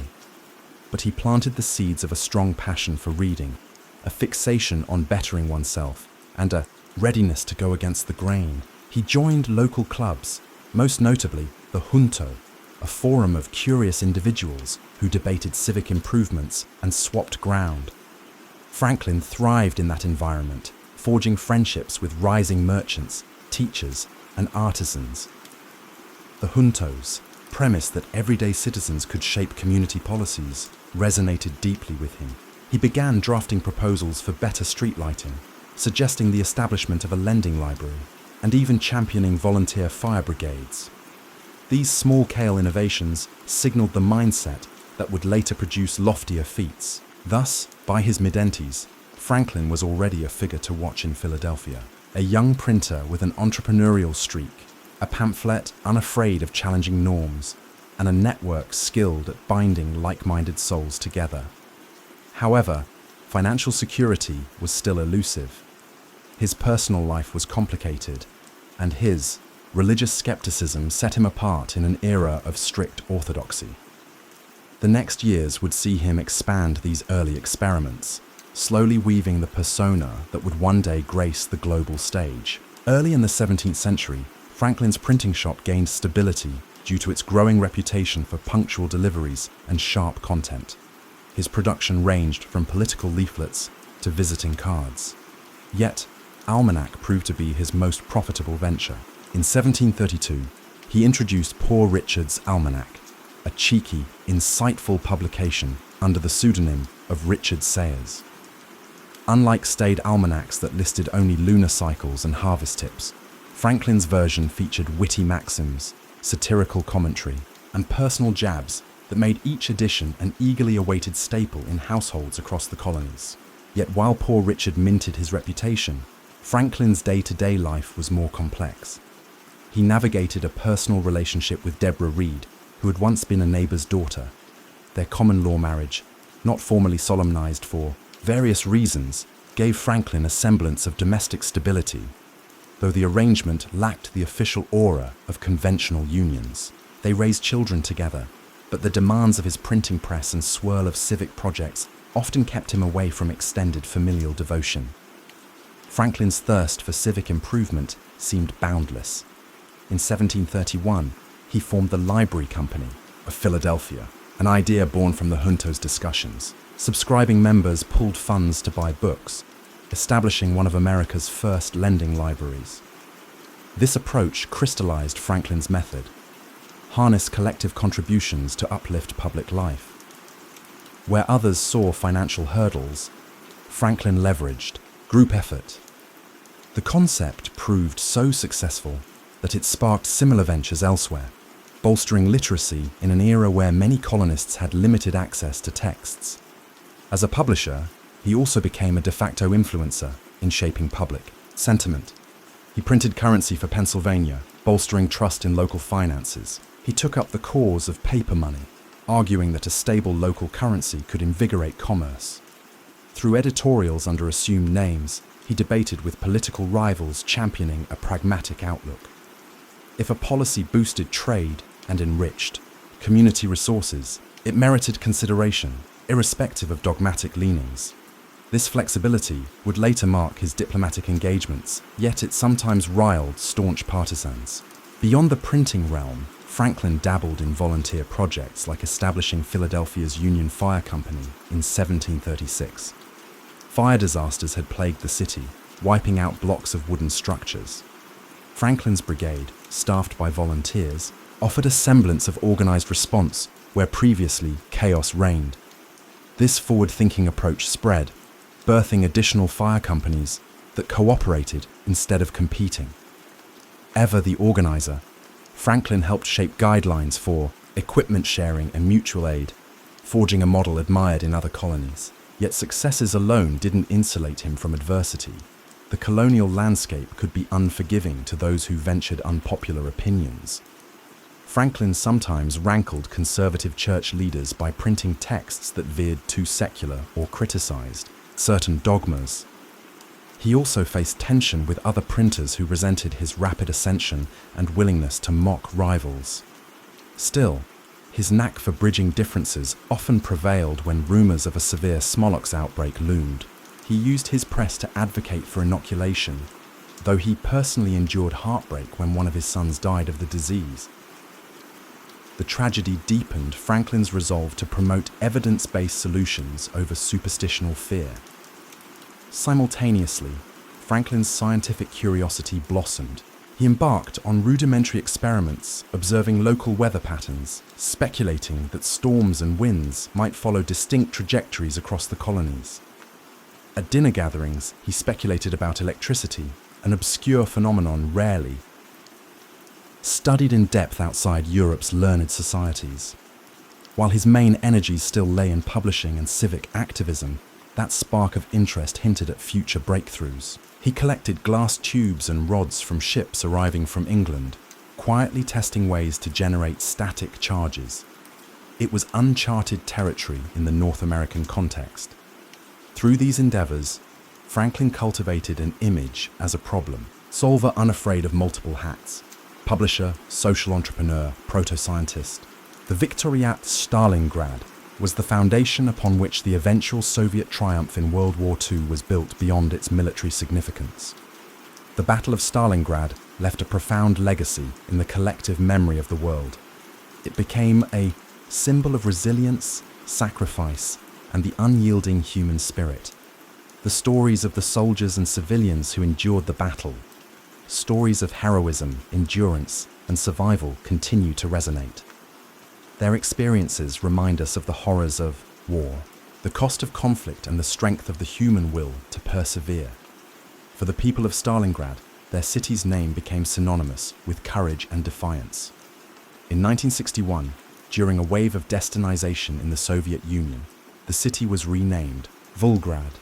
Yet the memory of the Battle of Stalingrad remained deeply embedded in the hearts of those who lived through it and those who came after. The name Stalingrad continues to evoke the profound sacrifices made during those grueling months of battle. The battlefields of Stalingrad have since been preserved as places of remembrance and reflection. The Mamef Kiran Memorial Complex, with its towering statue of the Motherland Calls, stands as a testament to the courage and sacrifice of those who fought and died there. Visitors from around the world come to walk the hallowed ground to honor the memory of the fallen and to reflect on the lessons of history. As we look back on the Battle of Stalingrad, it serves as a reminder of the resilience of the human spirit in the face of unimaginable adversity. It is a story of sacrifice and survival, of hope and determination, and of the enduring belief in the possibility of a better future. As you rest tonight, let the story of Stalingrad remind you of the strength that lies within us all. Imagine the quiet streets of the rebuilt city, the soft whispers of the Volga River, and the stillness that now blankets a place once filled with chaos. Let the courage and sacrifice of those who endured inspire peace and gratitude in your heart. The legacy of the Battle of Stalingrad extends beyond its historical and military significance. It has become a symbol of human endurance, the cost of war, and the hope for reconciliation. The rebuilding of Stalingrad, later renamed Volgrad, was not merely a physical endeavor, but an emotional and cultural journey. Every stone laid, every home rebuilt, was a testament to the resilience of the people who survived the horrors of war. In the aftermath of the battle, the city became a focal point for the Soviet Union's narrative of victory and sacrifice. Monuments were erected to commemorate the bravery of those who fought, such as the eternal flame that burns in memory of the fallen. The massive statue of the motherland calls one of the tallest statues in the world, towers over the landscape as a powerful reminder of the battle's significance. It is not just a symbol of victory, but a tribute to the unbreakable will of the defenders and the civilians who endured unimaginable suffering for decades. The memory of Stalingrad shaped the Soviet Union's identity and its portrayal on the global stage. The battle was celebrated in films, literature, and art, each retelling emphasizing the unity and determination of the Soviet people. The city became a pilgrimage site for veterans, their families, and historians seeking to understand the profound impact of this defining moment in history on a more personal level. The stories of those who fought and survived the battle have been passed down through generations. Veterans shared their experiences with their children and grandchildren, ensuring that the sacrifices made at Stalingrad would never be forgotten. These personal accounts, filled with both sorrow and pride, add depth to the historical narrative and remind us of the humanity behind the statistics globally. Stalingrad has become a symbol of resistance and perseverance. Its name is invoked in discussions of strategy, endurance, and the high cost of war for historians and military scholars. The battle offers countless lessons on tactics, leadership, and the interplay of morale and logistics for ordinary people. It stands as a reminder of what can be achieved when the human spirit refuses to yield. In recent years, efforts have been made to preserve the memory of Stalingrad, while fostering a spirit of reconciliation. Memorials and museums now serve not only as places of remembrance, but also as venues for dialogue and education. They encourage visitors to reflect on the consequences of war and the importance of working toward peace. The city of Volga, while forever tied to its past, is also a thriving modern metropolis. Its people have rebuilt their lives and created a vibrant community that honors its history while looking to the future. The scars of the battle remain in some places, but they serve as reminders of resilience rather than destruction. The lessons of Stalingrad resonate today, reminding us of the importance of unity in the face of adversity, the necessity of standing firm for what is right, and the value of seeking peace even in the darkest times. It teaches us that the human spirit, when fueled by determination and hope, can endure even the greatest challenges. As you settle into rest, let the story of Stalingrad fill you with a sense of reflection and gratitude. Picture the calm, serene city of Volgrad today, its streets filled with life, its people moving forward while carrying the memory of their past. Imagine the stillness of the fields and the gentle flow of the Volga River, now a place of peace and renewal. The story of the Battle of Stalingrad is rich with details and facts that help us understand the scale of the conflict and the impact it had on the course of World War II. As we reflect further on this pivotal event, let's explore some key facts that bring its history into sharper focus. The Battle of Stalingrad lasted for 200 days, from August 23, 1942 to February 2, 1943. It is considered one of the longest and bloodiest battles in the history of warfare. The total number of casualties is estimated at over 2 million, making it one of the deadliest battles in human history. These figures include soldiers from both sides, as well as countless civilians caught in the crossfire. The German 6th Army, led by General Friedrich Pauwers, was one of the most formidable bare forces in Hitler's military. At its peak, the 6th Army was comprised of over 300,000 soldiers. By the end of the battle, nearly 91,000 German soldiers were taken prisoner, including General Pauwers himself. The Soviet strategy of hugging the enemy, staying in close combat to neutralize the Germans' artillery and air superiority, played a critical role in the city's defense. This tactic turned the urban ruins of Stalingrad into a deadly maze for the German forces. The Sely Zaitsev, a Soviet sniper, became a symbol of the defenders' resilience. During the battle, he is credited with killing over 225 German soldiers, including enemy snipers, which boosted the morale of his comrades. Operation Uranus, Soviet counter-offensive launched in November 1942, was a brilliantly executed maneuver. By attacking the weaker flanks of the German forces held by Romanian and Italian troops, the Soviets were able to encircle and trap the German 6th Army within the city. The German soldiers trapped in the encirclement known as the Kessel, or cauldron, endured horrific conditions. They faced starvation, freezing temperatures, and relentless Soviet assaults. Supplies delivered by air were woefully inadequate, leading to widespread suffering and death. One of the defining moments of the battle was Hitler's refusal to allow Pauwers to retreat or break out of the encirclement. This decision sealed the fate of the 6th Army and marked a significant turning point within the war. When General Pauwers surrendered on February 2, 1943, it was the first time in history that a German field marshal had been captured alive. This was a major humiliation for Hitler and a symbolic victory for the Allies. The Soviet victory at Stalingrad marked the beginning of a series of offensives that pushed the German forces back across Eastern Europe. It was a critical turning point that shifted the momentum and of the war in favor of the Allies. The city of Stalingrad, renamed Volgograd in 1961, has become a place of remembrance. Monuments like the Mame of Kieran and the Motherland Calls serve as powerful tributes to those who fought and died during the battle. Despite its association with destruction, lean, and suffering, Stalingrad is also a symbol of resilience, unity, and the indomitable human spirit. Its story continues to inspire people around the world, reminding us of the importance of courage and perseverance. As you reflect on these facts, let the weights of history settle gently in your mind. Each detail of Benjamin Franklin's life began not in luxury, but in the bustling precincts of colonial Boston, a port city shaped by rigorous pieties and hardy trade. He was born on January 17, 1706, the 15th child in a family that struggled with limited means. In a twist reminiscent of many showbiz families, the father sometimes felt sidelined, overshadowed by the formidable bond between mother and star author. As Shirley approached her 10th birthday, the industry noticed that her presence at the box office wasn't just consistent, it was heroic. Some of her films overshadowed even major adult releases.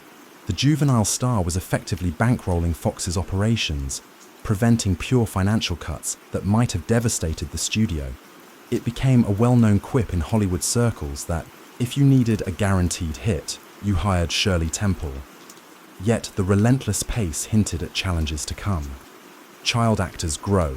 Their appeal, which studios often reduce to cuteness, can dissipate. Shirley's mother, well aware of that, fought to keep her in roles that showcased her innocence, worrying that a more mature role might fracture her image.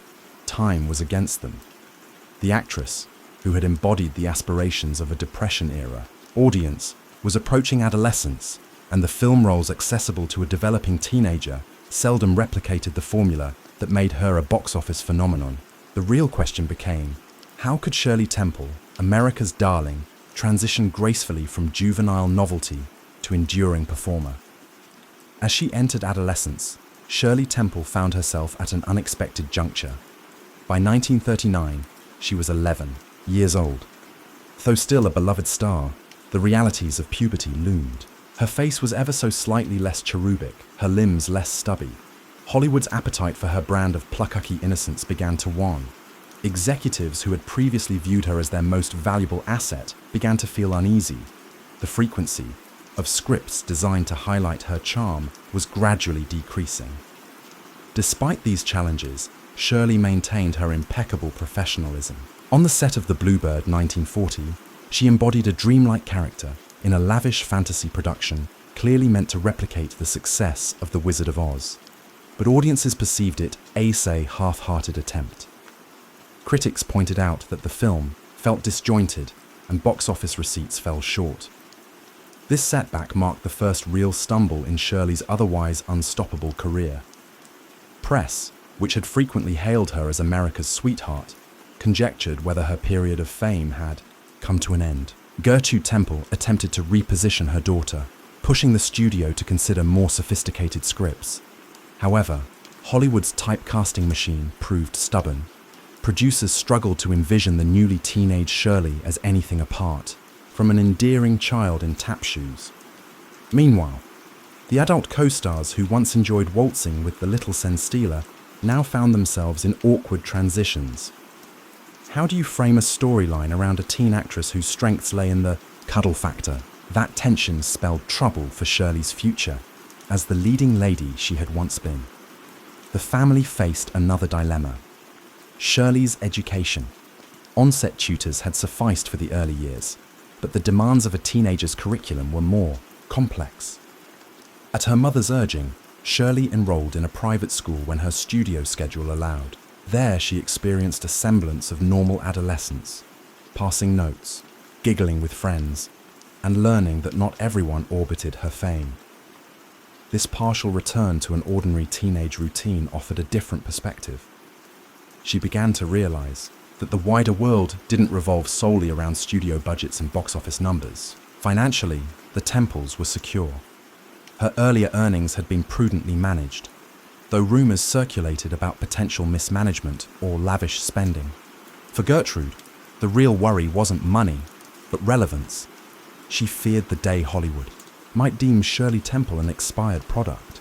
She even toyed with the idea of forging a career in radio or traveling vaudeville acts if the film roles continued to dwindle. Shirley, on the other hand, expressed a desire to explore new interests, such as working behind the camera or even attempting to write. These notions, whispered among the family, never gained serious traction, overshadowed by the immediate challenge of stalling stardom. When the United States entered World War II, the entire entertainment industry shifted to a more patriotic agenda. Stars visited troops, performed in USO tours, and lent their faces to war-bond drives. While teenage Shirley was a beloved figure, audiences' tastes leaned toward adult stars who carried an air of romantic glamour or comedic relief that spoke to wartime anxieties. The adolescent performer, suspended between child icon and adult personality, found herself in a precarious niche. She did participate in some charitable events, singing for servicemen and endorsing the war effort. Yet the studios, increasingly fixated on adult drama and musicals tailored for older stars, saw less need to center entire pictures around her. Still, Shirley Temple's name carried enough clout to secure sporadic roles at different studios once her Fox contract ended. Notably, she signed a brief contract with MGM, culminating in a handful of features. Unfortunately, these projects never recaptured the luminous box office magic of her earlier output. The film Kathleen, 1941 for instance, garnered lukewarm reviews, with critics noting that they yearned for the sprite who had once brightened hearts during the Depression, rather than the uncertain teenager grappling with evolving tastes in entertainment.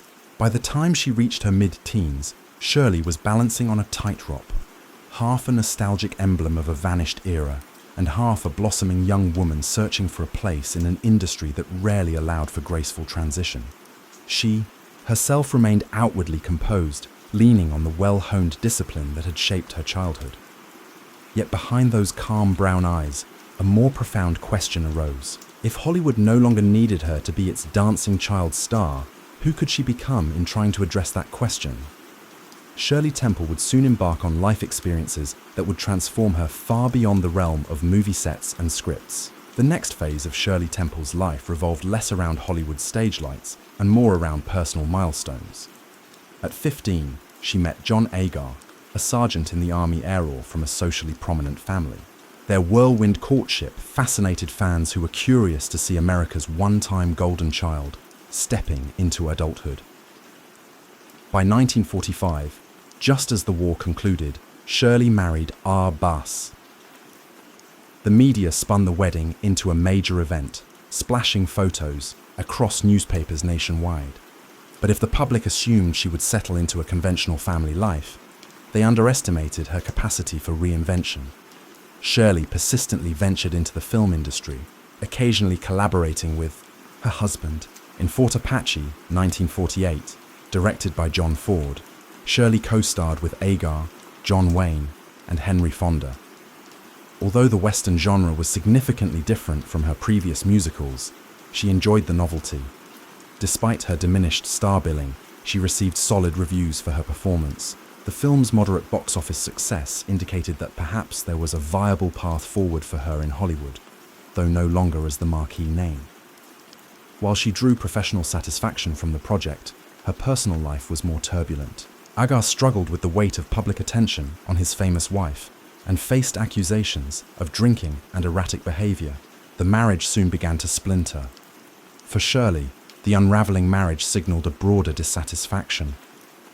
She could sense that the film industry still saw her through a lens of childhood nostalgia, making it difficult to secure roles that challenged her.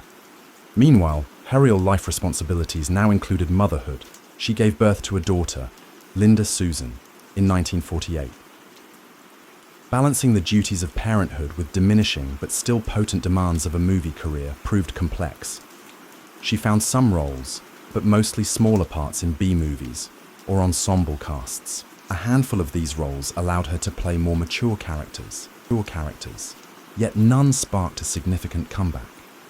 By 1950, her marriage to Agar had reached a breaking point, culminating in a high-profile divorce that tabloid newspapers giddily dissected. The same fans who once showered her with unconditional adoration read about the messy details of her domestic strife.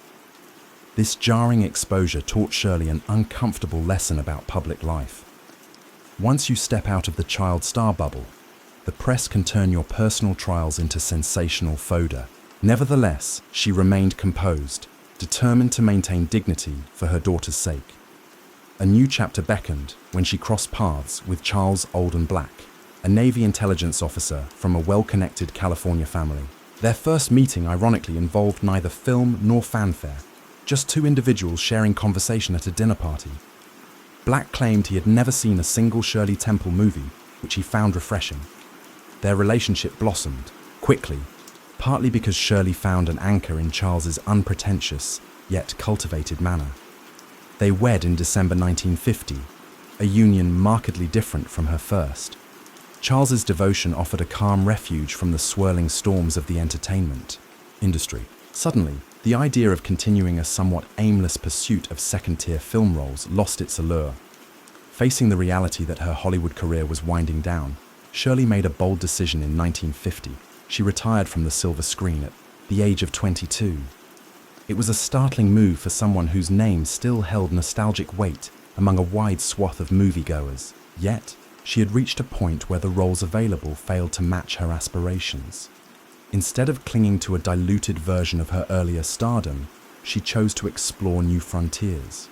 She also recognized that the intense work she'd endured since toddlerhood had left little room for ordinary experiences. Eager to cultivate a more grounded lifestyle, she embraced family life with Charles Black in the San Francisco Bay Area. In the late 1950s and early 1960s, she briefly returned to show business with the television series Shirley Temple's Storybook. The show reimagined fairy tales and children's classics, allowing her to explore a producing and hosting role rather than front and center acting. Fans appreciated the chance to see her again, no longer a child star, but a poised, articulate adult. This step back into the public eye felt more on her terms without the constraints of a studio system dictating her every move. Though the glow of her child's stardom lingered in the cultural memory, Shirley Temple Black as she began calling herself, was discovering broader horizons. Her youth had exposed her to the highs and lows of American celebrity culture. Now she looked at life with a fresh perspective, realizing that her journey might shift away from film entirely. What emerged next would surprise many. A pivot from Hollywood starlet to public servant and diplomat, roles that would define her final decades in ways few observers could have predicted. While many child stars vanish into obscurity or cling to their past fame, Shirley Temple charted a course that combined her innate poise with a newfound dedication to civic engagement. Throughout the 1960s, she and Charles Black settled into a relatively private existence in the Bay Area. She embraced community work, volunteering for charitable organizations, and quietly building relationships with local politicians. Though she rarely sought publicity for these efforts, her ability to connect with people honed from early stardom proved a valuable asset. A pivotal moment came in 1967 when she declared her candidacy for Congress in a special election to fill a vacant seat. Running as a Republican in California's 11th congressional district, Shirley Temple Black surprised political insiders with her articulate presence on the campaign trail. She emphasized issues such as urban development, educational reform, and tackling crime, reflecting the moderate Republican stances of the era. Reporters who covered her campaign quickly discovered that she was no lightweight.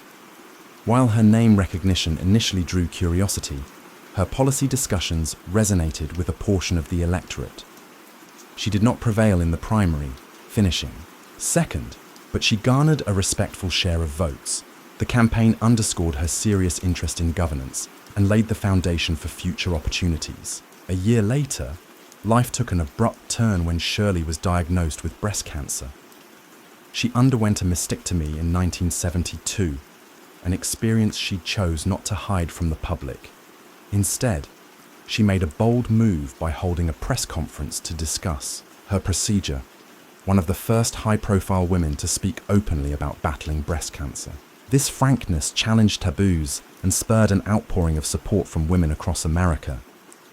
Her candor helped to stigmatize a condition many had treated as shameful or exclusively private.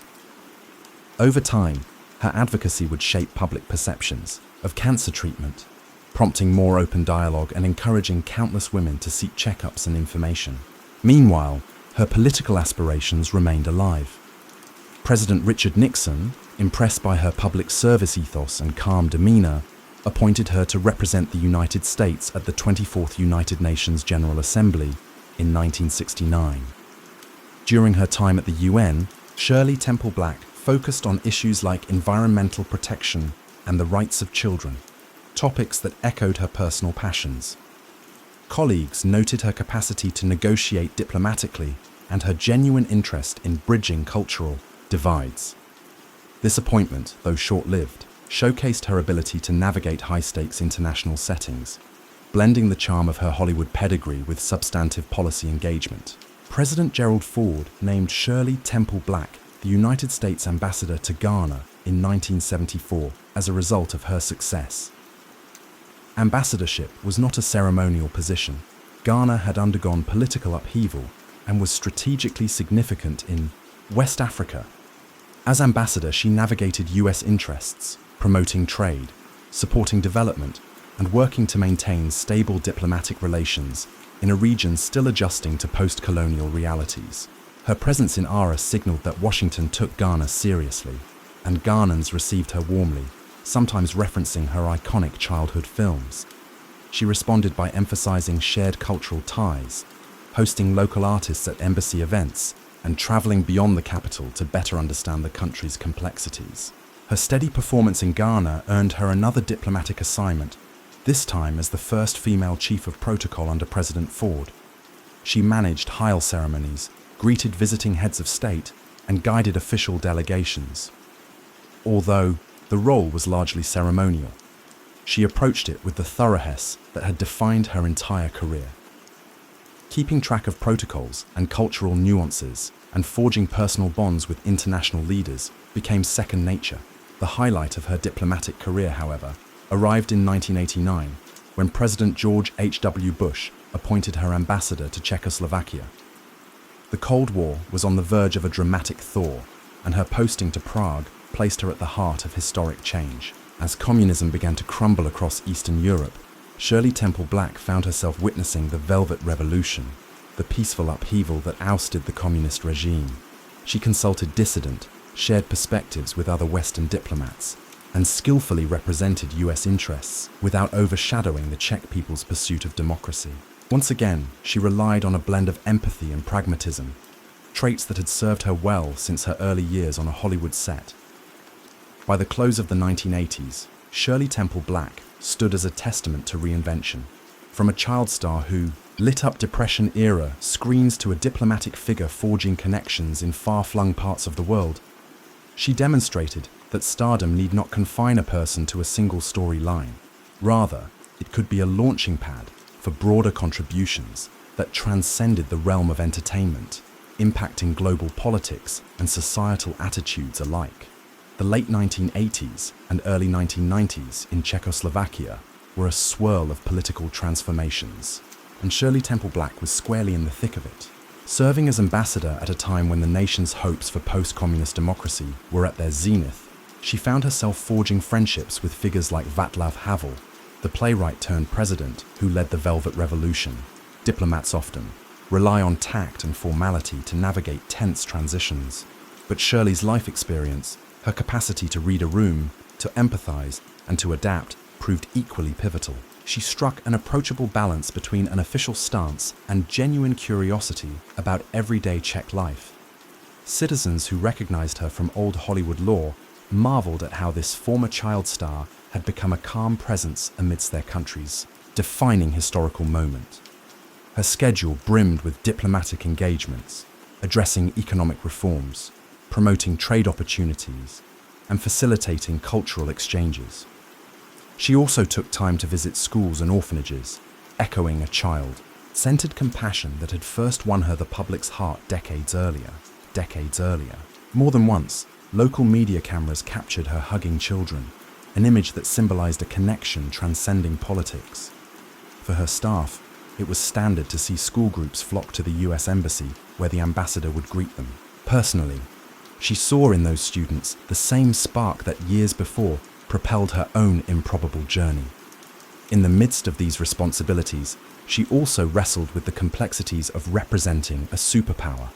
While US officials championed market liberalization, the Czech populace harbored diverse views on how rapidly to embrace Western economic models. Shirley sought to present America's stance in a measured way, advocating for cooperation rather than imposing directives. This nuance endeared her to local politicians, who appreciated that she was not just delivering lectures, but engaging in genuine dialogue.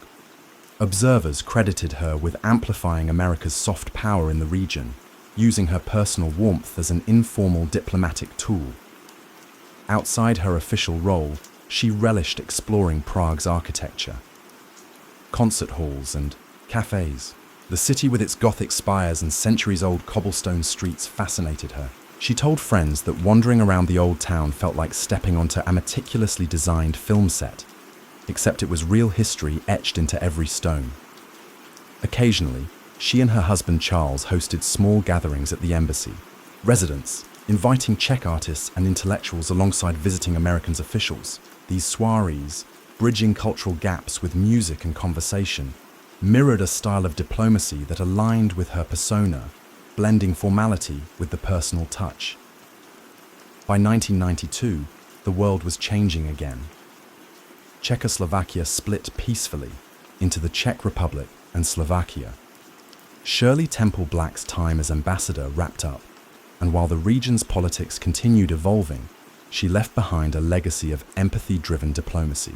Stepping away from her official duties, she returned stateside with a sense that her life's second act had equaled the first in terms of impact, even if fewer paparazzi cameras trailed her every move. Retirement from formal diplomacy did not entail retreating into quiet anonymity. She took on roles with corporate boards, notably with companies where her expertise in international relations and public communication offered value. Though her Hollywood name still commanded attention, she leveraged it selectively. More inclined to champion charitable causes than to cash in on old fame. Among her philanthropic interests, cancer research remained a focal point. She continued to advocate publicly for early detection, recalling her battle with breast cancer. Each time she spoke at fundraisers or medical conferences, attendees saw not a fragile survivor, but a resolute voice urging progress. Those who encountered her socially in these later years describe a woman both gracious and candid. She was not one to dwell on her childhood stardom unless prompted. Indeed, many who knew her as an ambassador or a board member noted they often forgot she had once been the biggest child star on earth. She was simply Shirley, a thoughtful colleague who asked incisive questions and brought a wealth of worldly experience to any conversation. If pressed about her Hollywood days, she might offer a light anecdote, perhaps about dancing with Bill Bojangles Robinson, but she rarely glorified the spectacle. Instead, she framed it as a valuable but distant chapter in a life driven by personal growth. As she moved into her 70s, Shirley Temple Black observed with equal measures of pride and humility the enduring affection so many still held for her. Around the globe, older fans recalled her films as a joyful beacon amid Depression hardships, while younger generations discovered them on home video. It was a testament not just to her on-screen persona, but also to the universal appeal of sincere optimism. Yet, for Shirley herself, the highlight reel comprised more than movie clips. It was her service to her country, her forging of diplomatic pathways in fraught times, and her unwavering ability to adapt that truly defined her adult identity. Reflecting on Shirley Temple's life is like perusing a panoramic album of 20th century America, spanning an era of economic turmoil, world war, cultural upheaval, and global realignment. She departed the world on February 10, 2014, at age 85, leaving behind a legacy that defied simple categorization. Most headlines upon her passing remembered her as the dimple darling who danced on staircase railings in black and white musicals. Yet to view her exclusively through that nostalgic lens is to overlook the deeper arc of her journey. Her funeral held privately revealed the quiet dignity she had long preferred. Friends and family spoke of a person whose warm spirit extended far beyond the camera. Tributes poured in from around the globe, movie fans recalling her as a childhood idol, diplomats and politicians lauding her statesmanship, and cancer survivors thanking her for raising awareness when few others did. It was a moment when a star's mythos converged with the reality of a life well lived. In subsequent years, retrospectives have examined the nuances that made Shirley Temple so enduring. Scholars of film history point out her unusual role in bridging adult and child audiences during the Depression. Her presence was never merely cute. She delivered genuine performances that resonated with viewers longing for hope. Contemporary debates also scrutinized the exploitative elements of Hollywood during the 1930s and their incorporation of child performers into adult-driven stories. Shirley was no exception. The baby burlesques short films of her earliest career remain a stark reminder of how children were sometimes positioned in questionable scenarios. Yet she transcended that environment, emerging as a figure who, by her fortitude and mother's fierce oversight, navigated the system without losing. Her essential spark, her personal evolution, underscores an important lesson that fame, especially at a young age, need not define one's entire existence. While many child stars collapse under the weight of early celebrity, Shirley Temple channeled it into fresh pursuits. Whether campaigning for a congressional seat in California or speaking openly about her breast cancer surgery, she tackled each phase with authenticity. She displayed a consistent willingness to meet challenges head-on, an attribute that stands in contrast to the perceived innocence of her childhood film roles. Perhaps it was that original wellspring of discipline, memorizing lines, perfecting dance routines, that carried over into her adult life, enabling her to approach any hurdle with equal resolve. Moreover, her diplomatic service remains one of the more surprising chapters of her story. Stepping into the role of ambassador in two distinct contexts, Ghana and Czechia, reflected an adaptability rarely seen in showbiz alumni. While some saw Her as merely a ceremonial figure, she quickly demonstrated that star quality could harmonize with serious policy work. By advocating for environmental issues at the UN, fostering cultural exchanges in Ghana, and navigating the complexities of a post-communist Czech landscape, she expanded the definition of how a public figure can serve national interests. Tenure. In Prague during the Velvet Revolution coincided with a seismic shift in global politics, a pivotal moment that fundamentally reshaped Europe. That vantage point alone placed her in the orbit of towering figures like Hale, forever linking her name to a monumental historical pivot. Even as critics debate the merits of her earliest films, or the complexity of her mother's role in orchestrating her stardom, Shirley Temple's narrative remains, awe-inspiring for its breadth. The child who once sparred with co-stars twice her height became an adult who regularly engaged with world leaders. In the same lifetime, she delighted Depression-era cinema audiences, and then half of a century later, watched democracy break ground in Eastern Europe. That range of experiences underscores a singular life that mirrored the transformations of a century. Today, her iconic cherub face continues to adorn vintage movie posters and DVD covers. Young dancers still attempt to replicate her signature tap routines. Parents introduce her black and white musicals to new generations.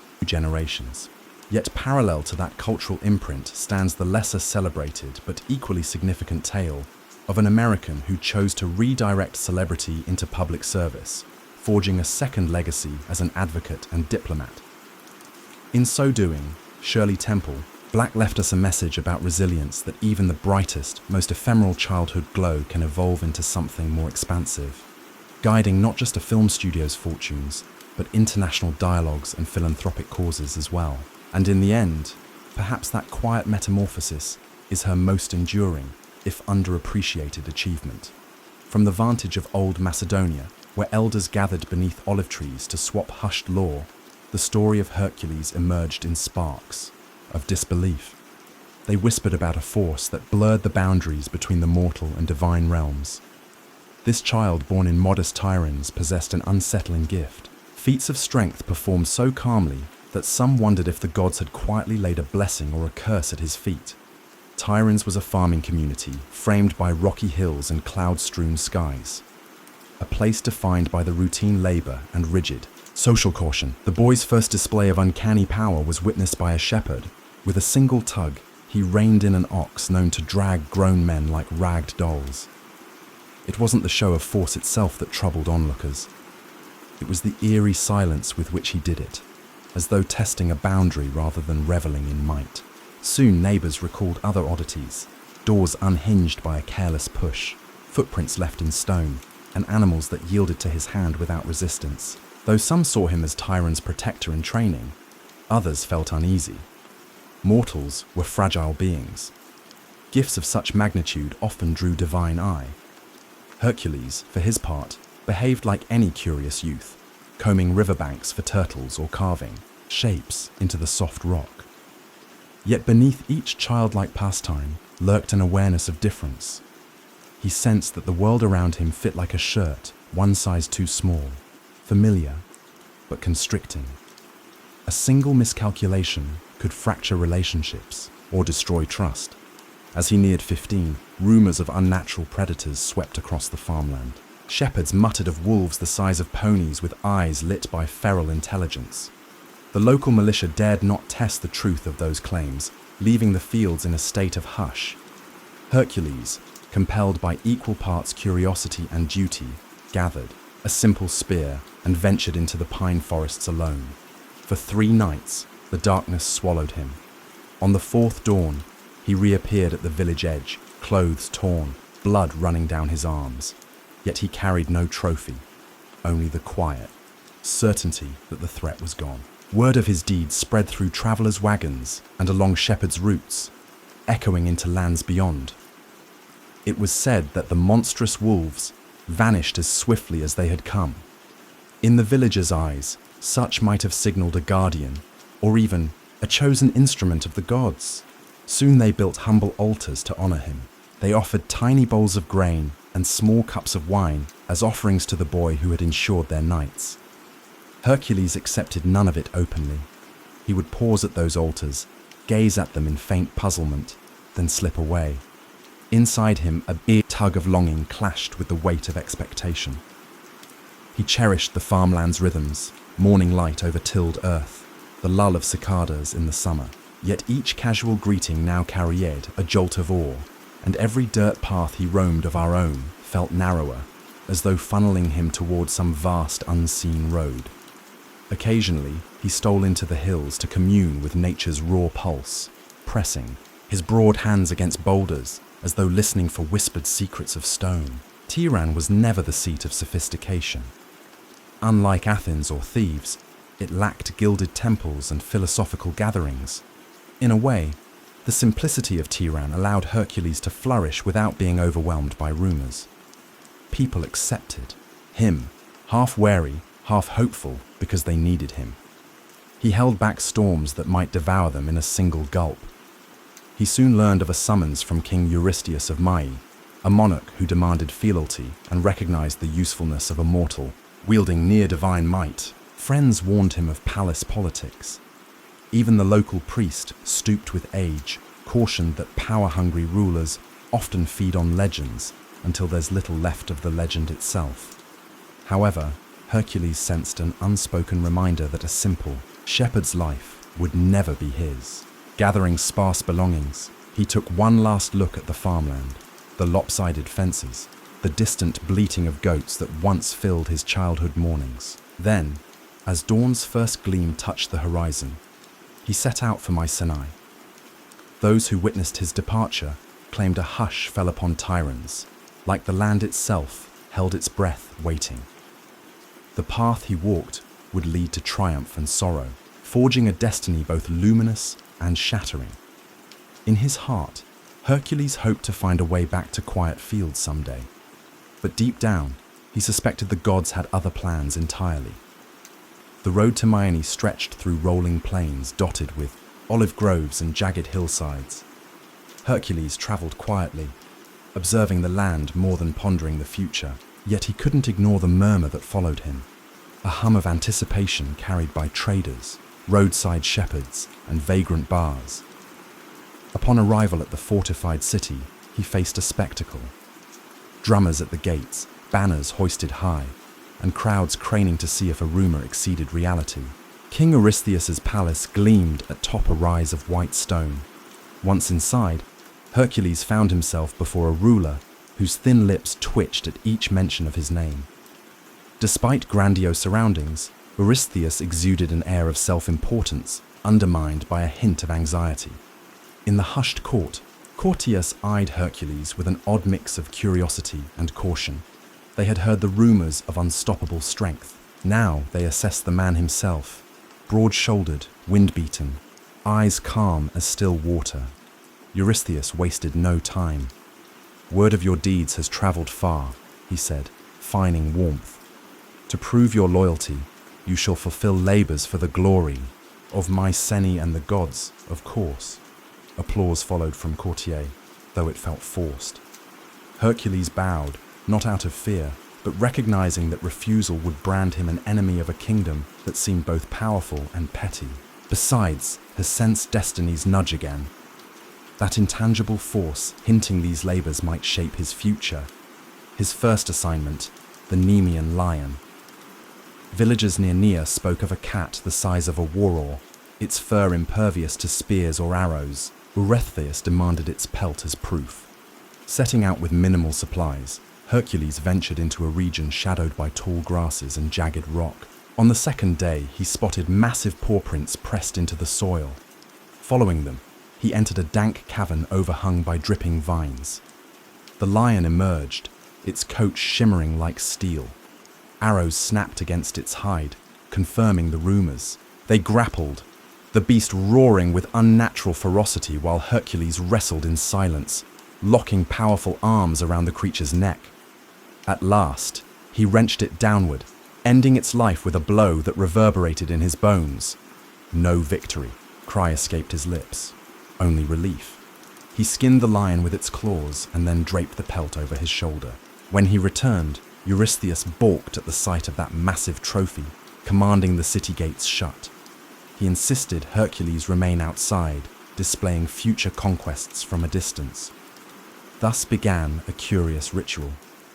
Each time Hercules completed Zabora, the king would peer down from the safety of high walls, making excuses to avoid direct contact. The champion, calm in compliance, never argued. He found no pride in forcing an audience. Fulfilling duty was enough. Shortly after, he faced the Lernaean Hydra, a serpent with 9 heads that regrow if cut. Hercules approached the swamp of Lerna, its murky waters stinking of rot. He attacked, but each severed head sprouted 2 more, only with the help of his nephew Iolaus, who cauterized each stump with torchlight. Did Hercules triumph? Lifting, the central head, still hissing in death, here turned to my king, peering over parapets, dismiss the victory. "You had help," he sneered. Yet the people watching from afar marveled. Laborers mounted. The Serenatian hind, sacred to Artemis, tested his finesse. He chased it for a year across forests and streams before cornering the golden antler creature. Rather than slay it, he merely captured and displayed it, then set it free, earning grudging respect from the goddess. He subdued the Aramanthan boar, bringing it back alive. After each feat, Eurystheus found reasons to belittle it. Still, word spread, forging Hercules' name into a legend that outgrew even the king's attempts to contain it. Hercules, tasked with cleaning the Erigian stables, an impossible mass of filth left for decades, diverted 2 rivers in a single day, washing away the grime and exposing the stable's owner, or gas, for his dishonesty. Along the way, the hero recognized these tasks weren't simply chores from a cowardly king. They served as rites of passage. Each labor illuminated facets of responsibility, cunning, and mercy. Yet Hercules also sensed a growing gulf between himself and normal life.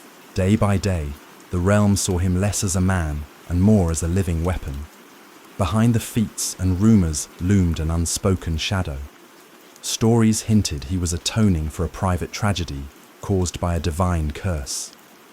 He carried that burden silently, forging ahead on a path paved by others' demands. In fulfilling each new labor, Hercules grew ever more certain that his real battle lay within. A test to see whether monstrous foes or guilt from a past soaked in blood would claim him first. Over time, Eurystheus' list of labors seemed an endless well of peril. Some missions exuded a sense of malice, as if the king aimed to eliminate Hercules by challenging him to confront real-life nightmares. Yet, it wasn't the magnitude of tasks that hollowed Hercules' spirit. It was the sense that each success fueled the king's resentment. Mycenae now revered a champion who strode in only to drop proof of another victory before vanishing again. At dawn one day, a messenger gasping for breath approached Hercules outside the city walls. A threat lurked by Lake Stemis, where ravenous birds terrorized farmers. Their iron-like feathers cut flesh, and the beating of their wings filled the sky with a menacing clang. Stylian birds were rumored to be spawn of an ancient curse. Feasting on anyone who strayed near the marsh, Eurystheus' decree was to exterminate them. Traveling to the lake, Hercules found the marshland choked with tall reeds and stagnant water. At dusk, he glimpsed shadowy shapes perched in twisted trees. Arrows alone wouldn't suffice. For every creature he felled, others scattered into the gloom. Recalling an old tale, he fashioned bronze clappers, forging a racket so loud it startled the flock skyward. As they took flight, he shot them down, systematically. Their carcasses drifted into reeds, painting the swamp red under the waning sun. The few that escaped took the legend of this unstoppable archer with them. More labor followed. Fetching the Cretan bull, a massive beast rumored to breathe fire, brought him face to face with an animal maddened by captivity. Rather than slay it, he subdued it and brought it to Mycenae, only to watch Eurystheus cower behind the gate. Later, capturing the mares of Diomedes required wrestling savage horses bred for violence. Some say Hercules fed Diomedes to his mares in a moment of grim poetic justice, ending their thirst for human flesh. Yet it was an act that left Hercules uneasy. Dispatching a tyrant solved one evil, but the memory haunted him.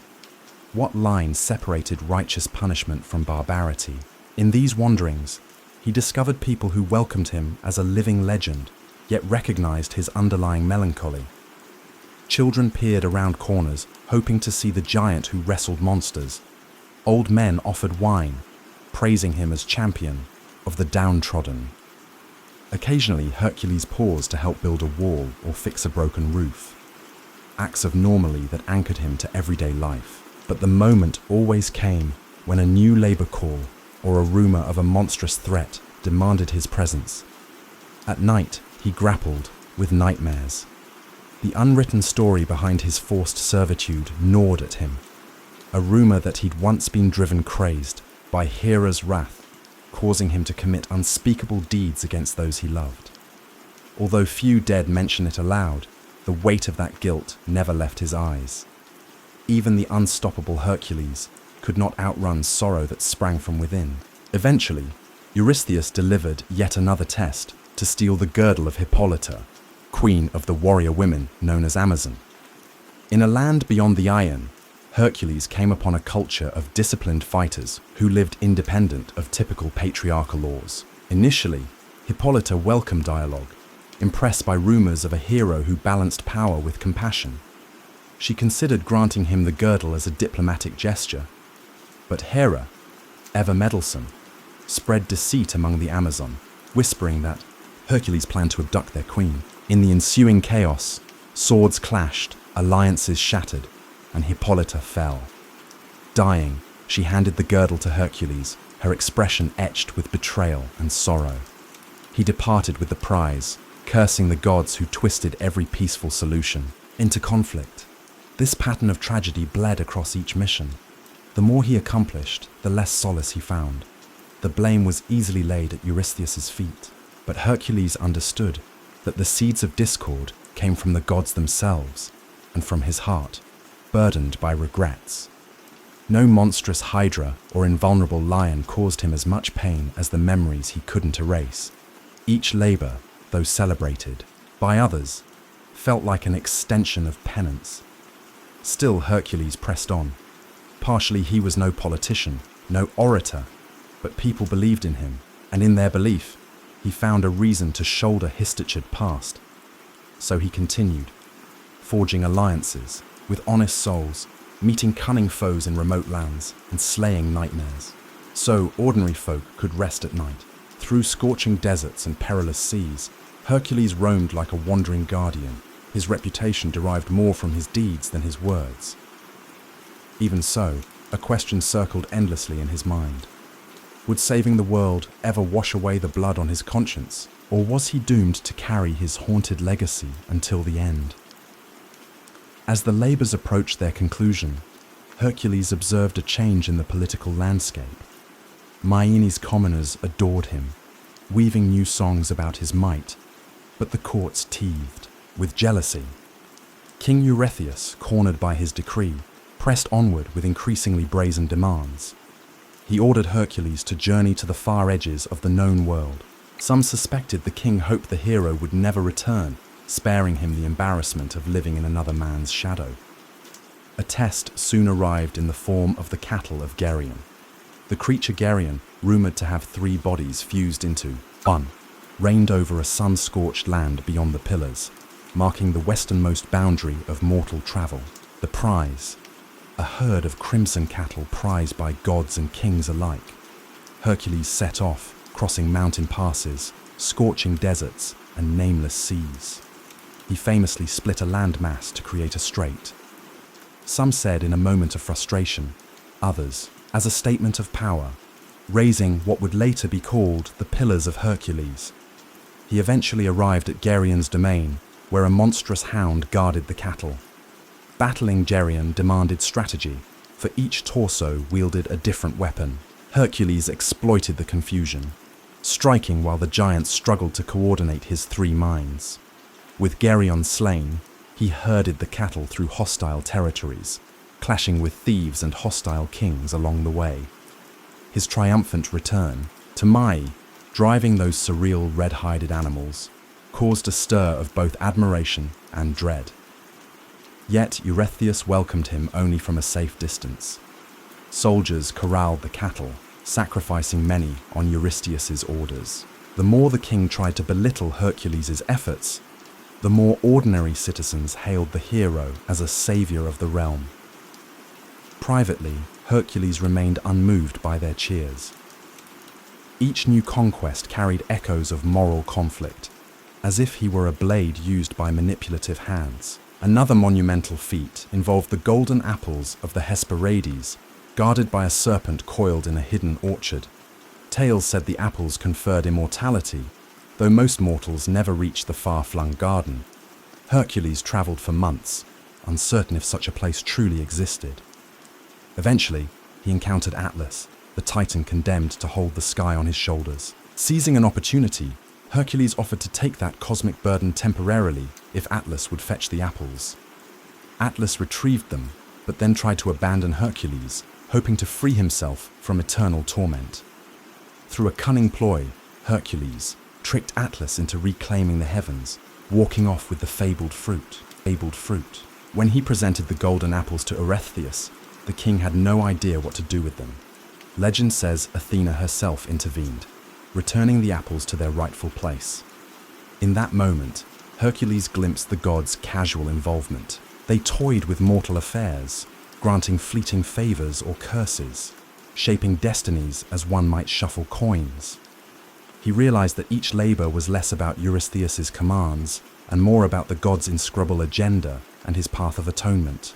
Only one task remained, descending into the underworld to capture Cerberus, the three-headed hound of Hades. This final labor surpassed mortal limits, for no living soul dared approach that dismal realm without invitation. Hercules ventured down the dark corridors of the earth, guided by wailing spirits and the unrelenting pull of cosmic gloom. Before the throne of Hades, he offered to wrestle Cerberus bare-handed if permitted to bring the beast to the surface.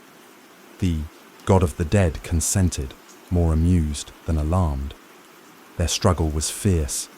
Each of Cerberus's heads snapped and snarled, snake-like tails lashing in fury. Yet the hero subdued the beast, hauling it above ground to Mynes' gates. When Eurystheus saw the snarling hound of death, he hid, trembling behind his walls. Hercules, mission done, gently returned Cerberus to Hades. With all labors completed, Hercules stood outside Mynes' walls, eyes on the fortress that had dominated his life. He expected neither thanks nor release, for he understood his service wasn't to Eurystheus, but to something deeper. Turning from the city, he felt both emptiness and freedom. He had conquered beasts and braved terrors unknown to mortal men. Now the question loomed: could he conquer the shadows that clung to his heart? He walked away, the crowds uncertain whether to weep at his departure or celebrate their king's deliverance from jealousy. Quietly, Hercules carried with him the echoes of every monstrous roar, every anguish cry, forging a destiny severed from royal commands, but still bound by the god's inscrutable design. Released from Eurystheus's demands, Hercules drifted. Some claimed he roamed until he found a remote valley, building a modest home beside a sparkling brook. There he tried to cultivate olives and vine crops, as though seeking normally. Villagers in the vicinity grew accustomed to spotting a giant figure mending fences or hauling timber. For the first time, he blended into daily life, if only briefly. Yet, tranquility proved elusive. Strangers arrived, testing the legend. Some wanted to measure strength against the famed demigod, brandishing swords or arrogant boasts. Others offered alliances steeped in hidden agendas.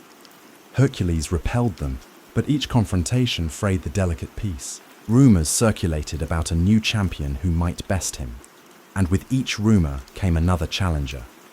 Tiring of this drama, Hercules took to the road, relinquishing the valley to preserve its calm. He wandered from city to city, forging a reputation as a roving problem solver. In Attica, he drove away raiders who preyed on vulnerable farms. In Aetolia, he mediated disputes among tribal leaders too proud to seek peace themselves. Some towns offered him gold or titles, but he refused, yearning for something intangible that mortal wealth couldn't provide. Whispers of his identity preceded him. Children recited his labors as bedtime stories. Local bars named beverages after him, and traveling minstrels twisted details for dramatic flair. Along the way, Hercules encountered Dean, a woman said to possess both keen intellect and resolute compassion. She saw through the aura of legend, urging him to confront the guilt that shadowed him. Her strength of spirit matched his physical might, and their bond blossomed into love. For a while, he believed he might carve out a life of shared purpose, perhaps leading a small settlement or teaching others to defend themselves without tyranny. They married, weaving fresh hopes into days that felt gentler, yet the old cycles returned. One evening, while traveling together, they encountered the centaur Nessus at a river crossing. Nessus offered to ferry Deianira across the water, but partway he revealed his intent to abduct her. Hercules, swift to act, let an arrow fly its tip laced with hydra poison. The wounded centaur collapsed, blood soaking the shore. In his final breath she whispered deceit today. Should she ever fear losing Hercules' love, a garment stained with his blood would bind him to her. Moved by desperation, she gathered some of that blood, too distraught to see the trap. Life continued. Hercules continued to be a wandering force with Diona, either by his side or anxiously waiting at home. Over time, she worried about rumors of his infidelity. Traveling the world exposed him to temptations, and his legend drew admirers of every stripe. In a moment of fragile insecurity, she recalled Nestus's final words.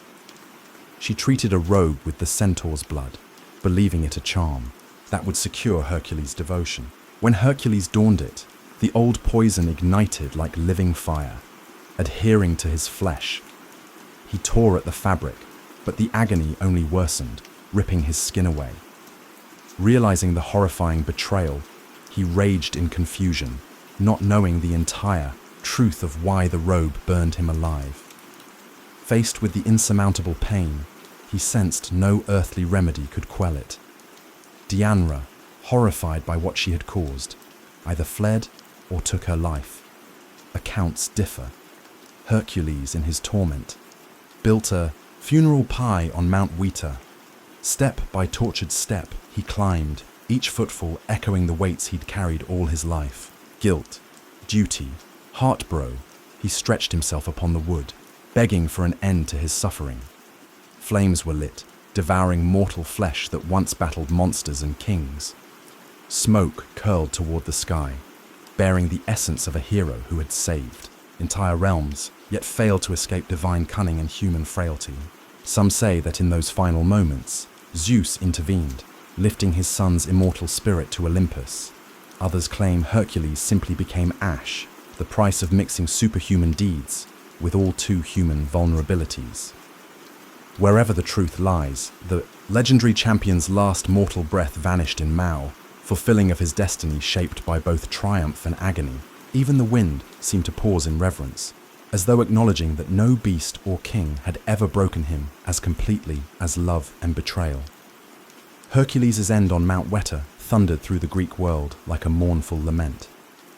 Those who'd admired him as a liberator stood in stunned silence, while others who had envied him spoke in hushed voices, were at the cruel caprice of fate. Priests in local temples offered contradictory explanations. Some insisted his spirit rose to the heavens. Others deemed it just another tragic demise, albeit of an extraordinary mortal. In the weeks that followed, altars across the Aeon bore solemn offerings in his memory, drips of wine, handfuls of grain, even small wood carvings depicting a lion's pelt or a hefty club. Ordinary folk struggled to reconcile the downfall of a figure who had bested lions, hydras, and giants. How could such a champion succumb to something as simple yet devastating as poisoned fabric? For many, it confirmed that no one, not even a demigod, was immune to the brutal interplay of divine grudges and human failings. At Myene, King Eurystheus' court reportedly watched the news unfold with uneasy satisfaction.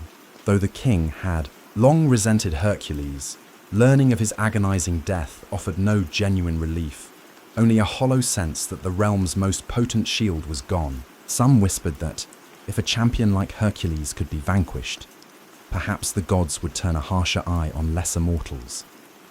Fear lingered in the corridors of their power, as though Hercules' fiery end had shifted the cosmic balance in unpredictable ways. Stories multiplied, as tales do.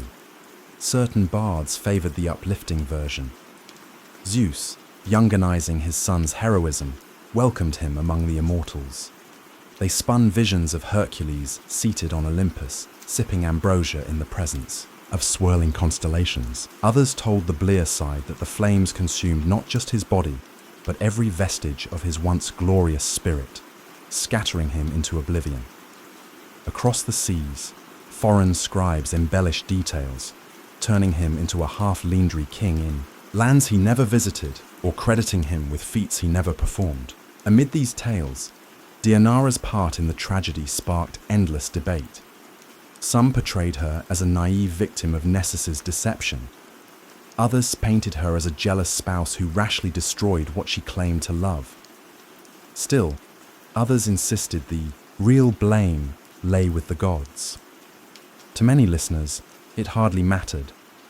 Heartbreak had been the final monster Hercules couldn't defeat. Curiously, in small villages scattered near the sites of his labors, Hercules' memory retained a more grounded quality. In these pockets, older farmers recalled how he once repaired a broken dike or rescued a lost child in the midst of a colossal quest. Children heard bedtime stories of a giant who was kind enough to share bread with travelers in need. Here, the heroic feats remained inspiring, but so did the everyday decency he displayed. Over time, that dichotomy, colossal strength paired with unfeigned humility, became the tapestry of his legend. Rulers from other city-states, seeing the potency of Hercules' name, erected shrines dedicated to him as a protective spirit. They wanted travelers to believe their territory enjoyed the hero's blessing. In some cities, small festivals arose, featuring contests of strength reminiscent of his fabled deeds. However, a whisper of caution permeated every public commemoration. Hercules had conquered monstrous beasts and overcome impossible tasks. Yet a subtle sting from the mortal realm had undone him.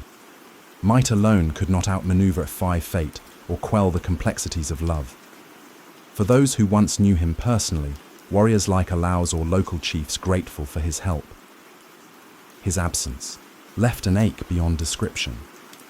They recalled the quiet convictions that guided him, the guilt that shadowed his eyes after each impossible feat. His final torment seemed a cosmic injustice, yet also a stark reminder that the line between divine and human was never clean. Hercules had walked that line throughout his life, wrestling monstrous forms on behalf of the powerless, while an invisible war of deities raged overhead. Over decades, recollections softened. Younger generations heard only the grand arcs, the Neem Lion, the Hydra, the unstoppable hero. Details of heartbreak and moral doubt vanished in the retellings, replaced by carved statues brandishing clubs or wearing lion skins. Yet in rare corners of Greece, the full story was preserved by those who had reason to remember, a titan among men who was neither wholly god nor entirely mortal, undone at last by the same vulnerabilities he had once tried to transcend. Thus, Hercules' flame burned on in the minds of those who found resonance in his struggles, even long after the funeral pyre's embers cooled to ash. Time and distance transformed Hercules from a man into a myth. Greek cities grew, allied and warred. New heroes rose and fell in the retelling of old stories. His name emerged as a beacon of impossible feats. Philosophers invoked him as a parable, some praising perseverance, others warning against arrogance. In remote villages, older generations passed down more intimate accounts. How a colossal figure once mended a roof before chasing off marauders, or how he accepted a bowl of wine on a cold night without flaunting his stature. As the classical era gave way to Roman ascendancy, Hercules evolved into a Roman emblem. Soldiers prayed to Hercules Invictus, equating him with conquest and unrelenting will. Statues proliferated from grand marble works in the Forum to tiny household shrines. Emperors hungry for legitimacy wrapped themselves in the demigod's imagery, hoping some shred of that timeless prowess might cloak their human frailties. However, the bragging about strength often overshadowed the deeper nuances of Hercules' trials. Centuries later, medieval scholars wrestled with pagan legacy, attempting to blend ancient myths into Christian frameworks. Hercules became a cautionary figure, powerful yet undone by sin and trickery. In the Renaissance, artists seized upon his heroic silhouette. Palaces displayed fresco of him wrestling lions or heaving mountainsides, highlighting the human form in dynamic glory. Playwrights toyed with his persona, sometimes as tragic hero, sometimes as comedic foil, each era reinterpreting him anew. Despite these cultural metamorphoses, echoes of his true complexity endured. In certain monastic libraries, meticulous scribes noted lesser-known episodes, the moral agony behind his labors, the heartbreak that ended his mortal story, and the persistent question of whether he ever truly found peace. For some, he embodied the tragedy of a life shaped by the divine lineage, yet rooted in mortal limitations. For others, he served as a beacon of aspiration, proof that mortal will could confront even the gods' designs and sometimes triumph. Beyond texts and statuary, Hercules lived on in the intangible realm of folk memory. Fishermen off distant coasts recited short prayers to him before braving storms, as if the old guardian might still shield them from the sea's wrath. Caravans crossing desert routes invoked his name for safe passage. Parents, uncertain how to quiet a restless child at night, spun labies of a gentle giant who once fought off wolves so families could sleep in safety. These understated tributes carried forward the essence of a hero who, despite divine drama, always answered mortal need. For a contemporary observer, perhaps in the middle decades of life, Hercules' tale resonates on several levels. There's the unbridled strength of youth, those unstoppable surges of ambition or optimism. Then there's the gradual intrusion of responsibility, regret, and heartbreak. Middle age can bring reflection, how even the strongest among us wrestle with past mistakes, unfulfilled desires, and the weight of moral compromise. Hercules, with his unstoppable arms and vulnerable heart, mirrors that universal dilemma. Overall, it's the dualities that define him. Savior and destroyer, victor and victim, demigod and man. He soared above mortal confines, yet remained shackled by the god's whims and his own remorse. Scholars today still debate the meaning of his final act. Was the funeral P a mere surrender to agony, or a deliberate transcendence of mortal bounds? Did the smoke carry him to Olympus? Or was it a symbolic final note to the ballad of an exhausted hero? Some epilogues insist he found a measure of immortality, a seat among the pantheon, a cosmic nod to the labors he performed in the service of humanity and divine prerogative. Others claim his spirit roams the mortal realm, occasionally glimpsed in moments of dire need. Most accept that the ultimate truth, like so many ancient tales, remains wrapped in shifting layers of interpretation, and so Hercules remains a fixture in the collective psyche. He stands for more than might alone. He stands for the cost of greatness, the fleeting nature of redemption, and the fragile boundary that separates gods from men. Whether chiseled in marble or accounted in a village tavern, his legend endures. He is the champion forever, forging new legends, even centuries after his final breath. In that sense, Hercules lives on wherever human hearts still strive, endure, and grapple with the powers, divine or earthly, that shape our destinies. To surpass it, Philip himself is not a particularly sentimental father. He loves Alexander, in his own way, yet the kingdom demands more attention than his son. Under King Philip, Macedon has become stronger, more organized, and more dangerous to neighboring lands. Philip sees in Alexander the potential to carry on and expand his work. He pushes the boy to study with the best tutors in all of Greece, ensuring a potent blend of martial and intellectual preparation. Aristotle is one among many teachers, but uniquely revered. He nurtures Alexander's fascination with science, philosophy, and the fringes of knowledge. Lessons aren't rote memorization, but dialogues full of debates that test logic and stoke curiosity. This mental discipline shapes Alexander's sense of strategy and cunning. The climate in the palace is complex. Every corner can hold a potential spy, and each dusty corridor might echo with rumors of betrayals and alliances. People talk in low tones about the tension between Philip and his wives. Alexander's mother, Olympias, is as formidable in her own right as any soldier, devout worshipper of the god Dionysus.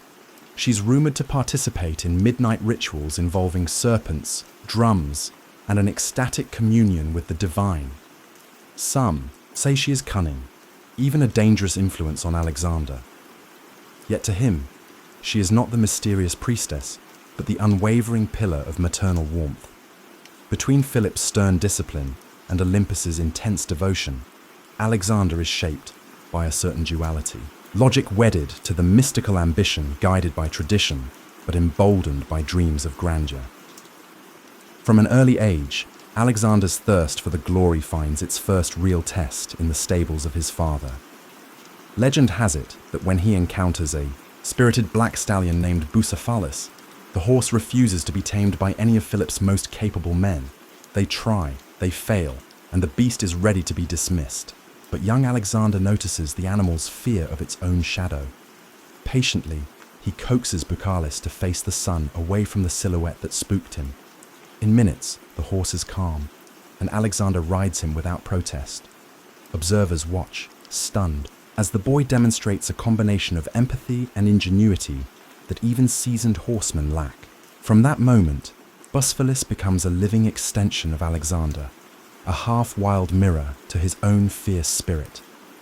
In the Macedonian court, no virtue stands above the ability to wage war, an art requiring both brilliance and brute strength. Alexander's basic training begins filled with the typical rigors, sprinting uphill, wrestling in dusty arenas, and drilling with weapons under the unrelenting heat of the summer sun. Yet his father insists he also master oratory. The skill to sway hearts with words is as valuable in forging alliances as a sharpened spear is in battle. Philip knows that to conquer new lands, you need to win people's faith or kindle their fear. Alexander, even as a teenager, shows promise in both realms. Before he ever lifts a sword in earnest combat, he has already convinced many of his peers he is destined for greatness. At night, after the strenuous training and political chatter, Alexander retreats to the palace library. He pores over scrolls describing the achievements of legendary heroes, Hercules most of all. When Alexander reads these stories, he doesn't see them as dusty relics, but as signposts of what is possible. Every triumph of Achilles, every cunning maneuver of Odysseus becomes a clue to his own destiny. Yet, he's not content to just mirror these heroes. He wants to eclipse them, to inscribe his own feats into the tapestry of myths. In his private moments, he contemplates the ephemeral nature of life. He wonders how many will remember him after centuries have passed. His conclusion is always the same. Only through extraordinary deeds can one transcend mortality. So from the vantage point of Pella's palace, we see the formative years of a conqueror in the making. The forces shaping Alexander's character are as varied as the lands he will one day traverse. The unwavering discipline from King Philip, the fierce spiritual intensity from Olympus, the philosophical grounding from Aristotle, and the burning ambition stoked by legends of warriors past. Already, he's begun forging a path that few in the Greek world, indeed the entire known world, can envision. He's not simply an heir to a throne. He sees himself as the living manifestation of a myth destined to break the boundaries of what Macedon or any kingdom believes is possible. Life in Macedon, even for a prince, is precarious. The hallways of the palace buzz with potential treachery, assassins lurking in the shadows, and cunning allies who are only as loyal as their opportunities demand. Every so often, tensions flare between Philip and the aristocracy. Some resent the king's bold military reforms, believing he is gradually dismantling old tribal structures that once defined Macedonian life. Others fear that while building alliances with Greek city-states, Philip risks losing the distinct identity of Macedon itself. Young Alexander, absorbing these concerns, learns early that power can be fickle. Even the mightiest monarchy can topple under the weight of ambition. both from within and beyond the palace walls. Beyond politics, Alexander wrestles with internal doubt. Yes, he is fearless on a charging horse, but the responsibilities overshadowing her far greater. There's a hidden conflict, often unspoken, between father and son. Philip expects gratitude for all he provides, training, a stable empire, connections. But Alexander yearns to chart his own course. Unsatisfied by mere inheritance, he wants to carve out something unprecedented, an empire bridging cultures and continents. Sometimes it feels like the older generation just wants to secure Macedon's local dominion. While Alexander's private vision stretches across the horizon, he doesn't articulate it yet. But deep within, these seeds of conquest already take root. To outsiders, Macedon can feel rugged compared to the refined city-states of southern Greece. Athenians and Spartans might sneer at Macedonian barbarism, but Philip has proven that Macedon's might lies in an organized army led by fierce leadership. Alexander sees the transformations, the phalanx formation perfected, discipline enforced, and new siege technologies tested. He trains alongside hardened veterans who share stories of battles fought against formidable foes. Growing up amid soldiers' banter, Alexander learns not only the physical demands of combat, but also how morale, fear, and loyalty can determine outcomes before the first arrow even flies. Around this time, Alexander is invited to visit Athens with his father. Despite any mocking glances from local intellectuals, he admires the marble columns, the bustling agora, and the philosophical debates that spill out onto street corners. The famed city is a living monument to human achievement in art and reason. Yet, it also teems with political tensions, a sense of friction between progress and tradition. Walking those storied streets, Alexander muses that controlling a city is far more than just occupying its walls. You must win over its spirit, its sense of cultural pride. He keeps that insight close, suspecting he'll one day need it. Yet tragedy and strife soon converge, as they so often do in the ancient world. Word spreads of plots against Philip. Some revolve around former allies who feel slighted by the king's conquests, or suspect he's grown too bold. Alexander stands on the periphery, uncertain whether he should intervene, afraid that any misstep might implicate him as a conspirator.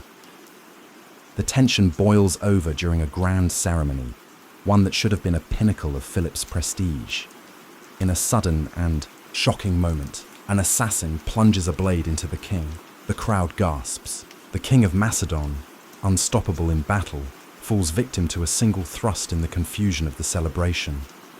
Chaos erupts with bystanders scattering and guards rushing forward. Within minutes, the assassin lies dead. But the damage is done. Philip's lifeblood seeps into the dirt, and Macedon stands at a precipice. Alexander is thrust into an unexpected, yet almost inevitable position. At age 20, with the kingdom newly crowned upon his head, he must stabilize his realm. Some friends rejoice, convinced this is his destiny. Others wait in tense anticipation, unsure if the fledgling monarch can hold the reins. Fractious lords sense an opening for independence. Rival city-states begin murmuring about retaking lost territory. Even within Macedon, old grudges resurface. All eyes fix on the new king, who must assert control with the same decisiveness as his father, or face disintegration of all that has been built. One of his first orders is brutal and direct: subdue any potential revolts. In a swift campaign, Alexander and his loyal companions quell insurrections, sometimes responding with shocking severity. Towns that challenge him learn the cost of defiance as he raises structures and exacts harsh penalties. These measures, while seemingly cruel, do confirm a crucial fact. The throne is not vacant. Alexander wields power with an iron determination that matches and at times surpasses Philip's. Yet behind the stern facade, there's a flicker of deeper purpose. Alexander doesn't want to be the typical monarch who rules merely out of fear. He yearns to unite, to be recognized not just as a conqueror, but as a visionary leader who can guide desperate peoples towards something grander. In the midst of stamping out rebellions, Alexander turns his eyes back to the Greek city-states. Many think him too young to command their respect, until he arrives at Thebes. The city had rebelled, perhaps assuming the new king was inexperienced. In an audacious move, Alexander's troops storm Thebes quickly, unleashing severe punishment. While horrific to watch, it cements a realization across Greece. This is no malleable successor. If Alexander is tested, he will respond forcefully. The punishment also sends a cautionary note to Athens and others tempted to break alliances. Diplomacy, Alexander understands, can be built on intimidation as well as flattery. By the time the dust settles, the name Alexander already rings with fear across rebellious enclaves and resonates with respect among loyal allies. In fewer than 2 years, he consolidates Macedonia's hold over Greece, earning recognition as the de facto hegemon of the region. Yet rather than rest on these laurels, Alexander looks east, where the vast Persian Empire sprawls. The memory of previous Greek-Persian conflicts looms large, but Alexander imagines more than a retaliatory strike. Rumors swirl that he sees an empire beyond the horizon, a chance to bring Greek culture into a new world if he can muster the daring to seize it. And so, in the hush of late evening, he prepares to set in motion one of the most extraordinary military campaigns recorded in the annals of history. The war drums beat in the hearts of those who follow Alexander eastward. It's more than just ambition or revenge for past Persian aggression. For many, it feels like a holy cause to punish the empire that once threatened Greek freedom. But Alexander's goals surpass mere retribution. Standing at the Hellespont's edge where Europe meets Asia, he performs symbolic rituals before crossing.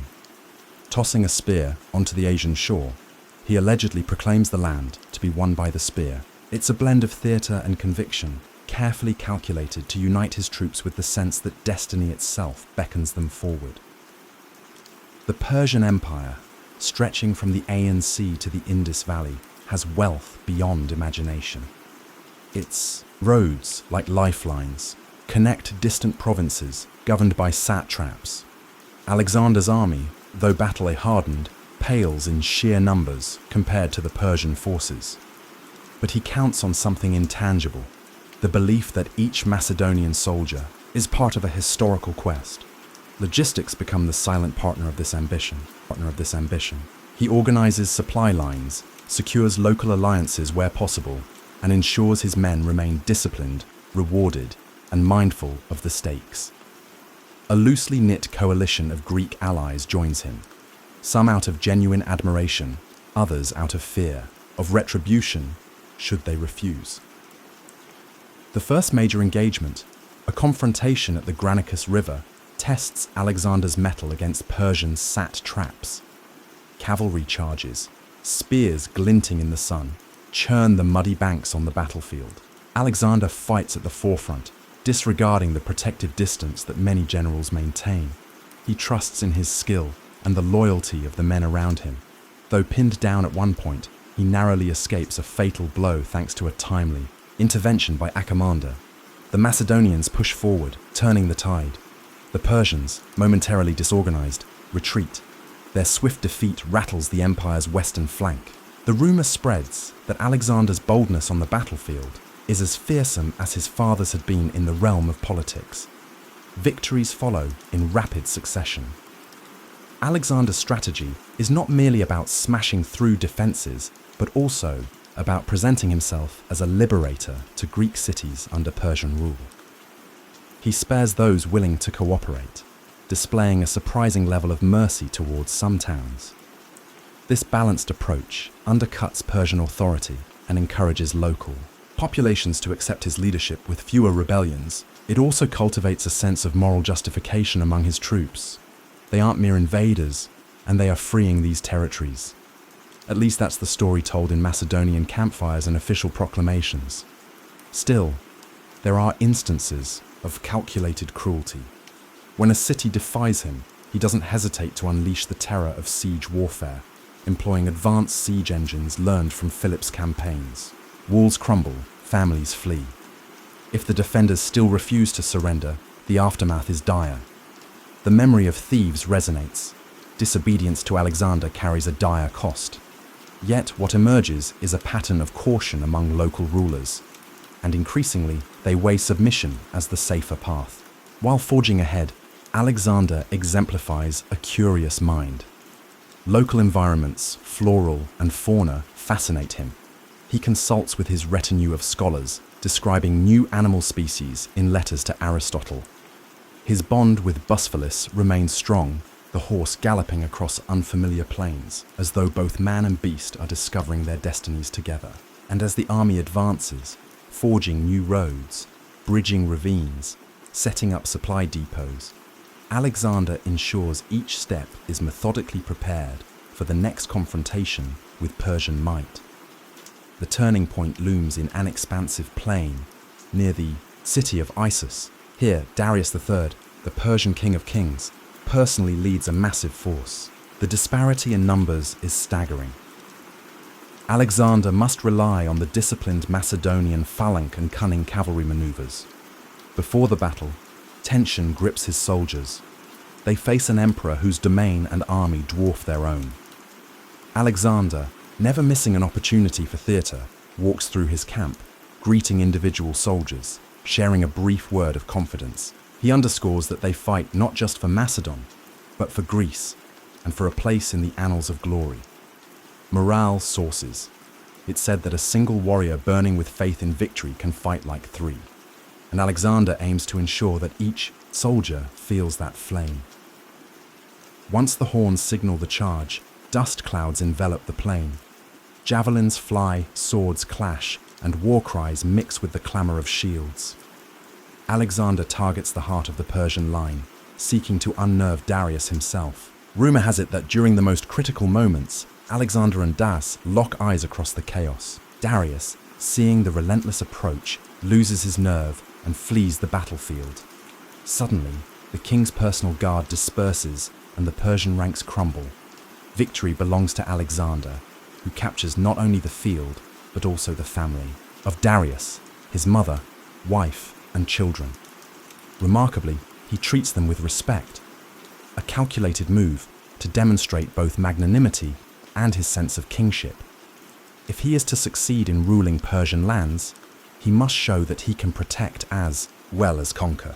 After Issus, Alexander's star rises among his own troops, while the Persian Empire grapples with uncertainty.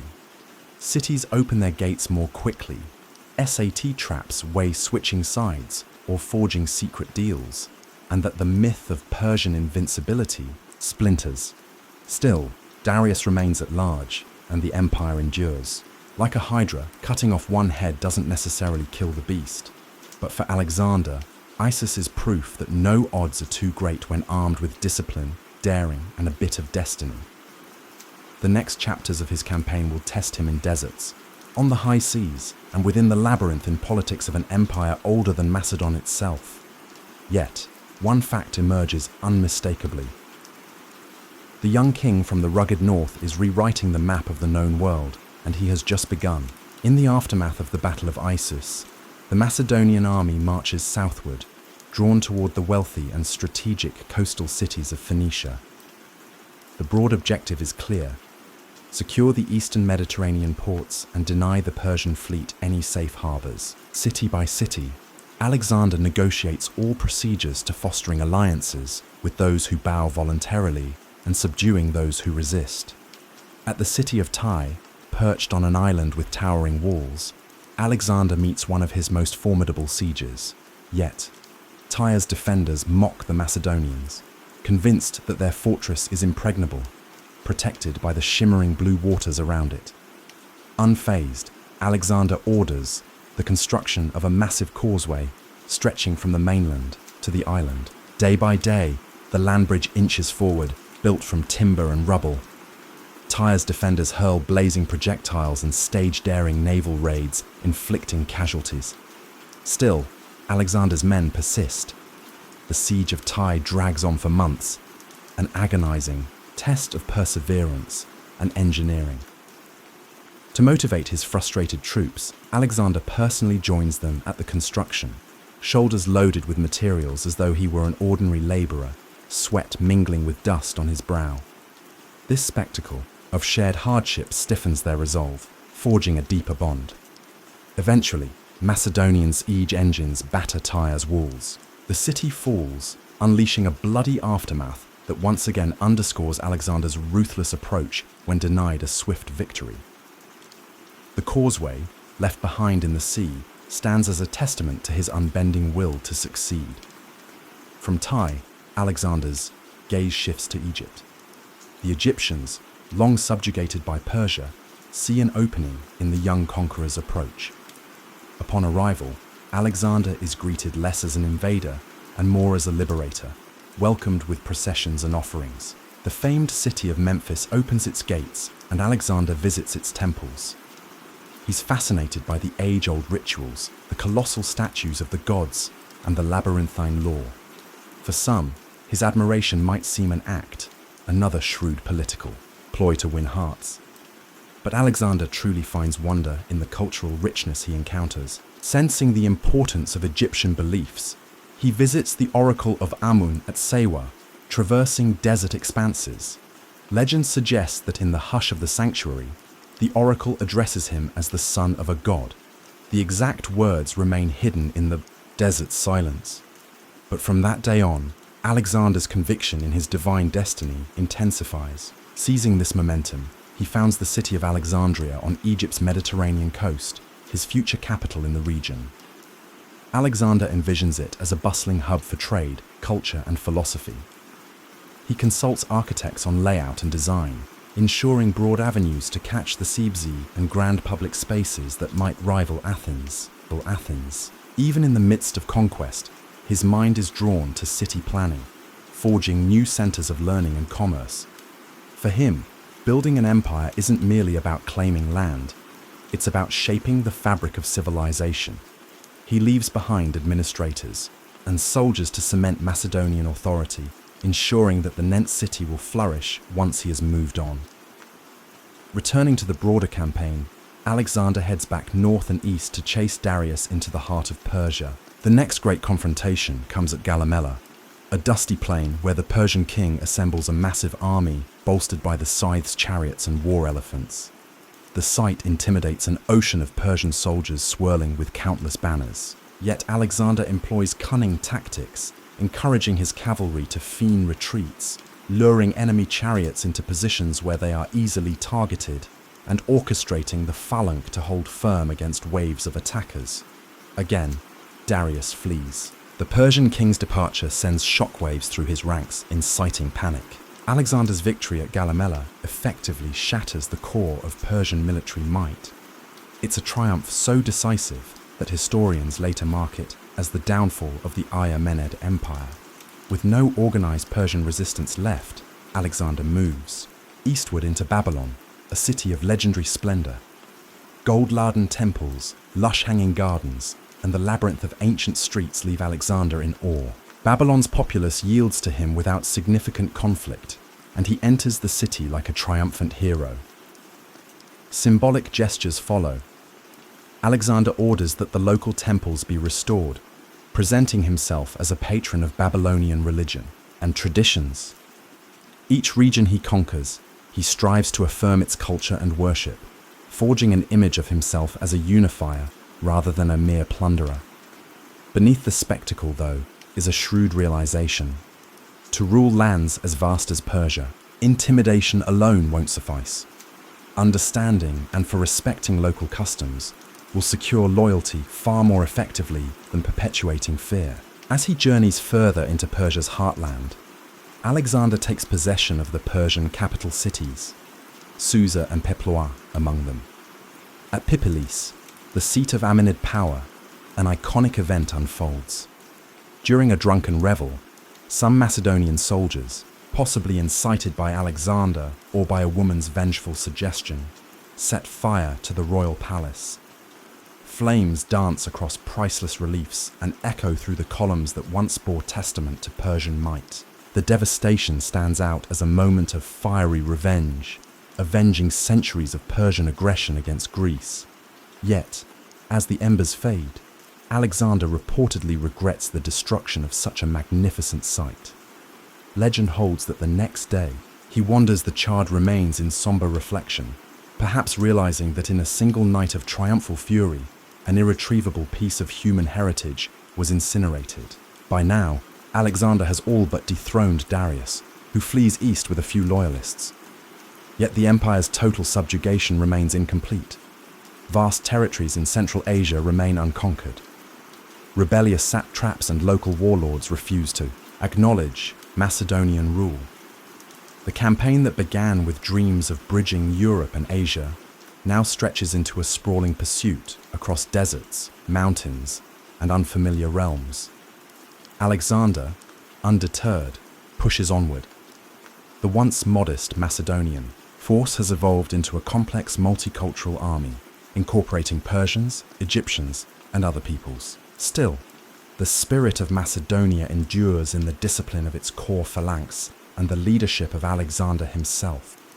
No rumor of a hostile warlord or a rebellious city can quell his determination. The promised land lies yet further east, beckoning him to push the boundaries of the known world. As Alexander forges deeper into Central Asia, the terrain itself becomes an adversary. The rocky highlands, unpredictable winters, and scarce water supplies challenge his army in ways the open plains never did. Gone are the easy show-stopping battles of earlier campaigns. Instead, Alexander and his men face guerrilla warfare. Local warlords retreat into fortresses high in the mountains from which they launch ambushes on the Macedonian columns. Supplies strain under the demands of a longer than anticipated pursuit, and the troops grow weary. In these hostile environments, Alexander's formidable will must serve as a kind of compass for his men. He refuses to turn back. If he can't sway local leaders with diplomacy, he methodically besieges their strongholds, using a combination of siege towers, specialized at climbers, and cavalry blockades. The Macedonians gradually wear down resistance. It's slow and grueling, a war of attrition in which Alexander's famed speed and decisiveness are tested to the limit. Occasionally, entire communities vow loyalty, some out of awe, others out of exhaustion at resisting. Alexander seizes such opportunities to integrate them into his growing empire, placing local leaders in positions of governance if they pledge allegiance. He's discovered that a balanced approach of magnanimity and unrelenting force can be potent. Central Asia also introduces him to new customs and cultures. The region's vibrant tapestries, horse-breeding traditions, and local myths intrigue him. Even the architecture, mud brick fortresses perched on precipitous cliffs, provides lessons in resourceful building methods. Though the campaign is physically draining, Alexander seems mentally alive, soaking up every experience, as if it might offer a clue to how worlds might merge under his rule.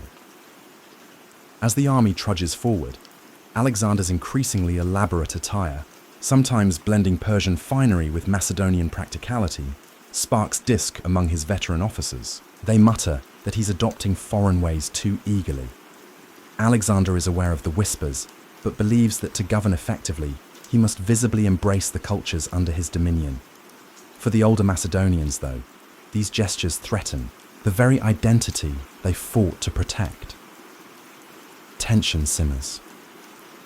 One controversy that ignites this tension is Alexander's adoption of the Persian court practice known as proskynesis, bowing or prostrating owner self before the king. Among Persians, it symbolizes respect for a ruler believed to be quasi-divine. However, for Macedonians and Greeks, bowing to another mortal man seems like servile flattery, even blasphemy. When Alexander begins expecting his courtiers to perform the gesture, he faces a quiet but potent backlash. It's not outright mutiny, but murmurs drift through the camp that their once beloved leader is succumbing to arrogance, forgetting that the bond between commander and soldier in the Macedonian tradition was forged through a shared sense of mortal equality.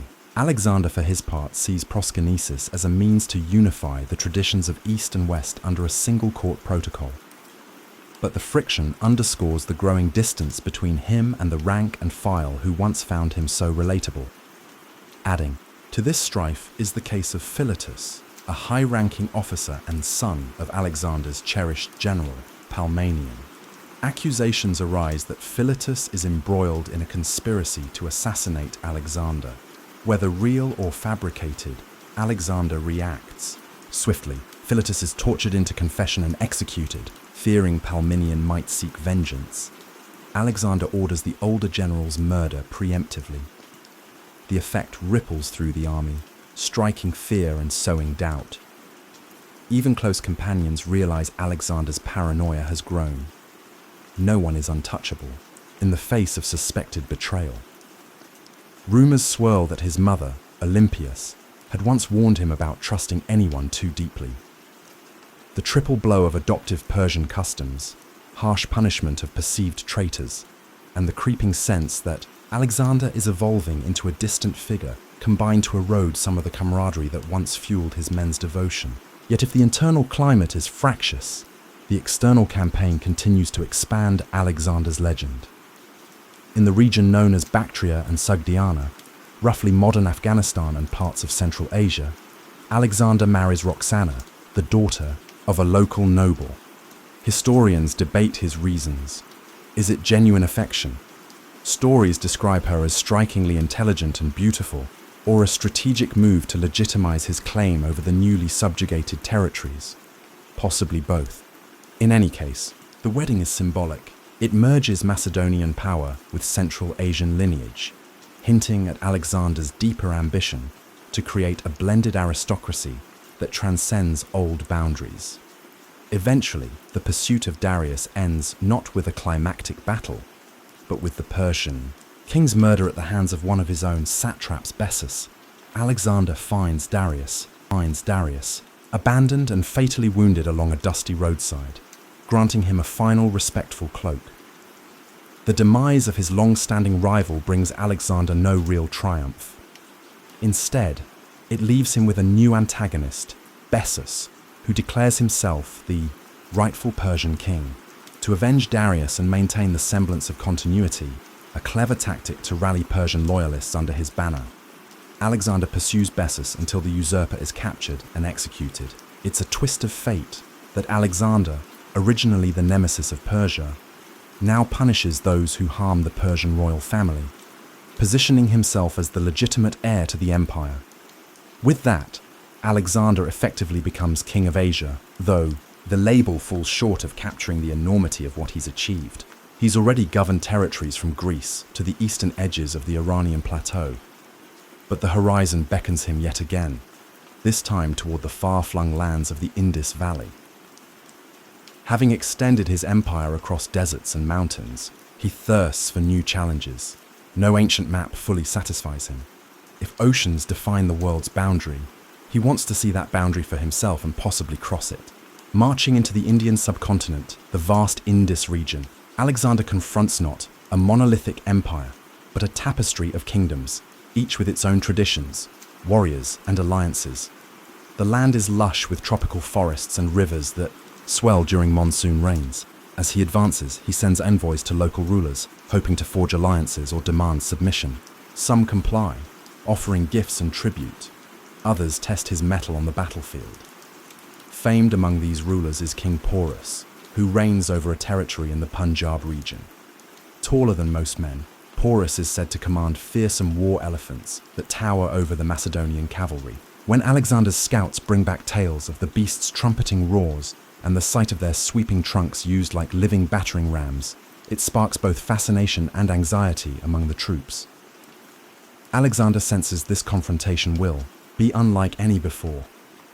Elephants can shatter a phalanx, throwing even seasoned veterans into disarray. Nevertheless, he refuses to be deterred. In fact, the challenge invigorates him.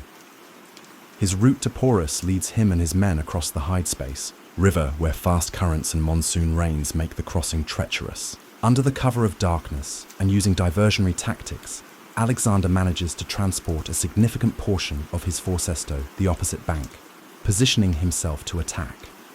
When dawn breaks, the armies face each other on a Sodan plain. Porus, a strident elephant, appears regal and unflinching.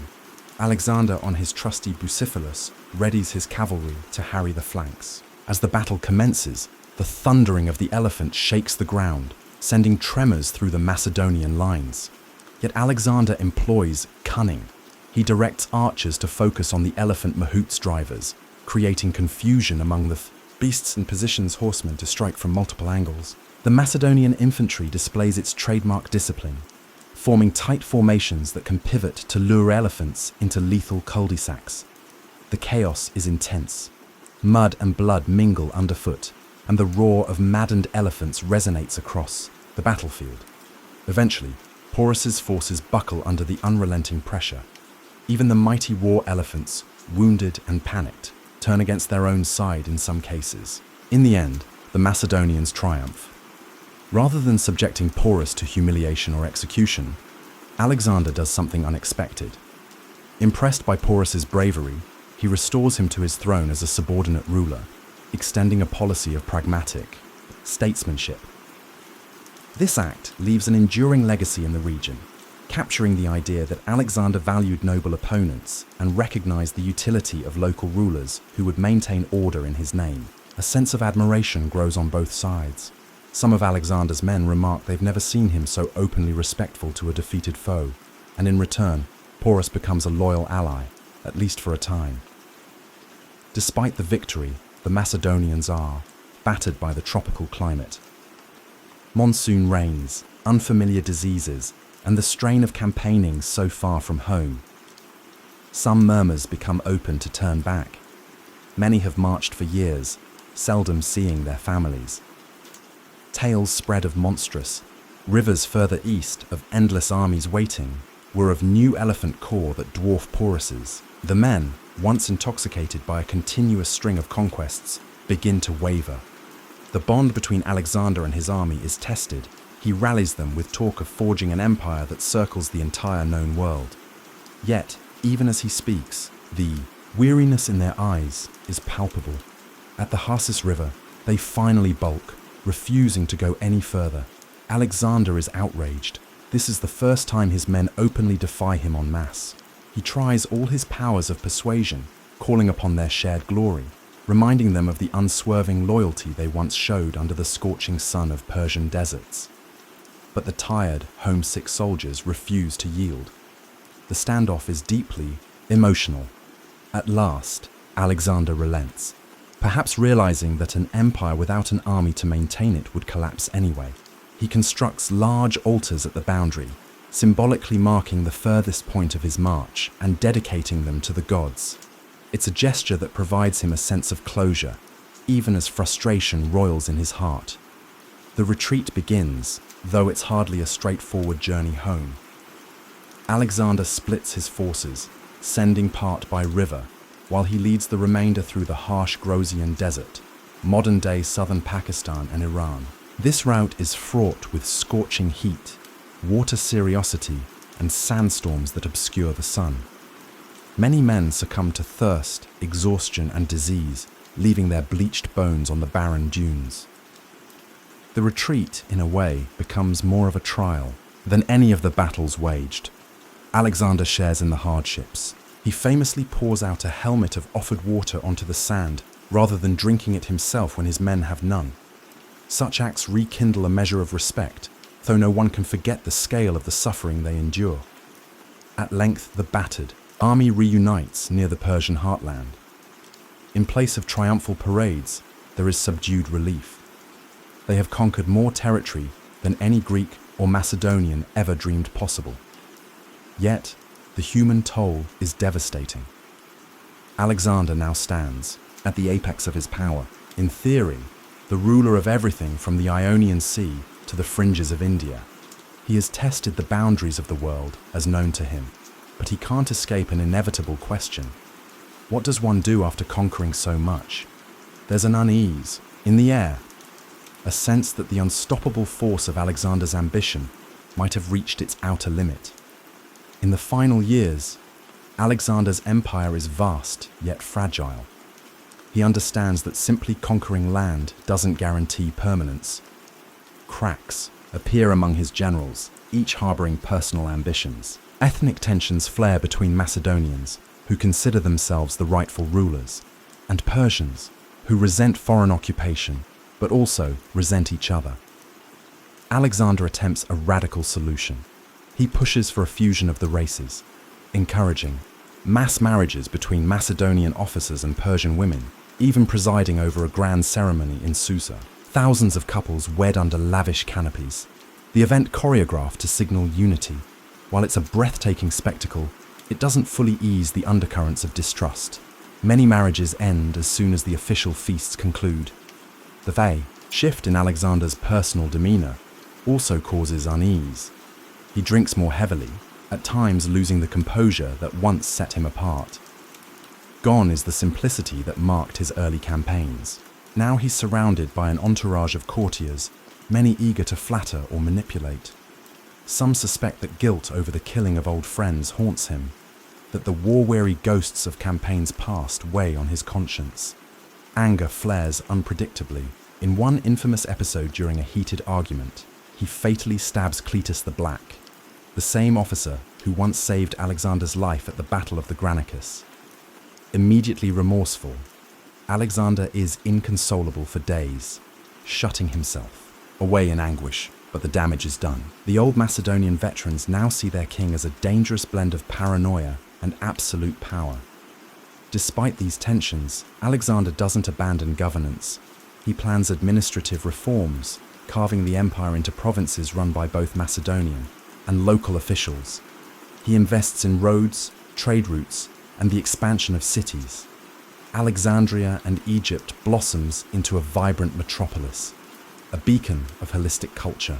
Similar foundations or refoundations across Asia create a network of Alexandrias, each intended as a focal point of Greek influence entwined with local customs. Scholars travel these routes, exchanging knowledge from Athens, Babylon, and beyond. Alexander envisions a cosmopolitan tapestry, though whether such a vision can survive him remains uncertain. He even contemplates new campaigns. Rumors swirl that he wants to press into the Arabian Peninsula, that he might return to India with a fresh army or sail around Africa to find a western sea route. The man who once stood restless in the courtyard of Pella still cannot resist the siren call of uncharted horizons. Yet fate intervenes while residing in Babylon, his chosen administrative center. Alexander falls ill after a prolonged banquet. High fever grips him. Some whisper it's the result of poisoning. Others claim it's malaria, typhoid, or complications from old battle wounds. The unstoppable conqueror, only in his early 30s, finds himself bedridden. As his condition deteriorates, Alexander's high commanders gather anxiously. Each wonders who will inherit an empire so colossal that it defies any single heir. Roxana is pregnant, but an unborn child can't rule a realm in chaos. On his deathbed, voice rasping, Alexander is said to murmur cryptic statements about leaving his empire to the strongest. Or maybe he names no successor at all. The records vary, reflecting the swirling confusion of that moment. He offers his signet ring to a trusted general, but the gesture's meaning is ambiguous. Was it a personal bequest or a declaration of succession? In the humid Babylonian nights, the mighty conqueror succumbs. Soldiers gather outside the palace gates, refusing to believe the rumors. They beg to see him one last time. Legend says the dying Alexander is carried to an antechamber where he silently acknowledges his troops with his eyes, too weak to speak. Sorrow envelops them. The man who led them across oceans, deserts, and countless battlefields is now leaving them with no clear directive for tomorrow. With Alexander's death, the empire he created trembles on the brink of fragmentation. Generals, later called the Diadochi, will carve the territories into separate kingdoms, forging their own dynasties in Egypt, Asia Minor, and beyond. Many of the cities Alexander founded remain, cultural crossroads that spin out new fusions of art, philosophy, and religion. Hellenistic influence spreads further than any purely Greek city-state ever could have imagined, shaping centuries of development in lands as far as the Indus Valley. And what of Alexander's legacy? For some, he is a brilliant strategist who rewrote the art of warfare, a king who integrated peoples and stoked the fires of cross-cultural exchange. To others, he is a figure of tragic hubris, dragging thousands into a long, bloody march fueled by personal ambition. Stories from the Indus to the Nile, from the Oxus River to the Aegean Sea, carry fragments of his legend over centuries. The raw details morph into myths. Poets transform him into a demigod. Historians debate his virtues and vices, and explorers invoke his name when embarking on perilous quests. But above all, Alexander remains the restless soul of antiquity, a leader who, from his first steps on Macedonian soil, dreamed not of limiting horizons, but of breaking them. His life stands as a testament to the sheer and sometimes terrifying force of will, forever leaving questions about how one man's drive can alter the course of nations, for good or ill. Thus concludes our tapestry of Alexander the Great. A story woven from dusty paths, rivers of conflict, lavish banquets, and fleeting triumphs. He was shaped by powerful parents, guided by philosophers, tested on countless battlefields, and enthralled by the promise of immortality through conquest. Whether or not he had achieved that immortality remains for us to judge. As long as human curiosity thrives, his name echoes. Alexander, the man who sought to see, to rule, and to understand the edge of the known world, only to find that the world is always larger than we dare imagine. Alexander Graham Bell was born into a world of silence and sound on March 3rd, 1847 in Edinburgh, Scotland. While history remembers him primarily as the inventor of the telephone, Bell's relationship with sound began long before his famous invention, shaped by a family legacy that would set him on an unexpected path. His father, Alexander Melville Bell, was no ordinary man. A pioneer in elocution and speech correction, the elder Bell developed visible speech, a revolutionary system of phonetic symbols representing the position of the throat, tongue, and lips during speech. This ingenious method allowed the deaf to learn spoken language by mimicking these positions. The Bell household wasn't just a home, it was a laboratory of human expression, where conversations about vowel formations and consonant articulations were as common as discussions about the weather. What's rarely discussed is how young Alec, as he was called, didn't initially share his father's fascination with speech. His early passion centered on music and bot, spending hours collecting and classifying plants around Edinburgh. At 12, while wandering through the wheat fields near his grandparents' home, he invented a simple dehusking machine using rotating paddles. His first invention came not from sound, but from plants. Bell's mother, Eliza Grace Simons, was progressively deaf, yet she possessed remarkable musical talent. This paradox, a woman unable to fully hear, who could still play piano beautifully, created Bell's first understanding that sound existed beyond the ears alone. He discovered he could communicate with her by speaking in low, clear tones close to her forehead, allowing her to feel the vibrations of his voice. An intimate form of communication that taught him sound was as much physical as auditory. The household's connection to deafness deepened when Bell's two brothers died of tuberculosis, leaving him the sole surviving son. Few historians acknowledge the shadow this tragedy cast. Bell developed an almost superstitious belief that his work with the deaf was somehow protective, believing that by dedicating himself to helping those without hearing, he might escape the fate that claimed his brothers. At 16, Bell began teaching music and elocution at Westonhouse Academy in Elgin, Scotland, trading lessons for board while continuing his education. Here he encountered James Bell, no relation, who introduced him to electrical science.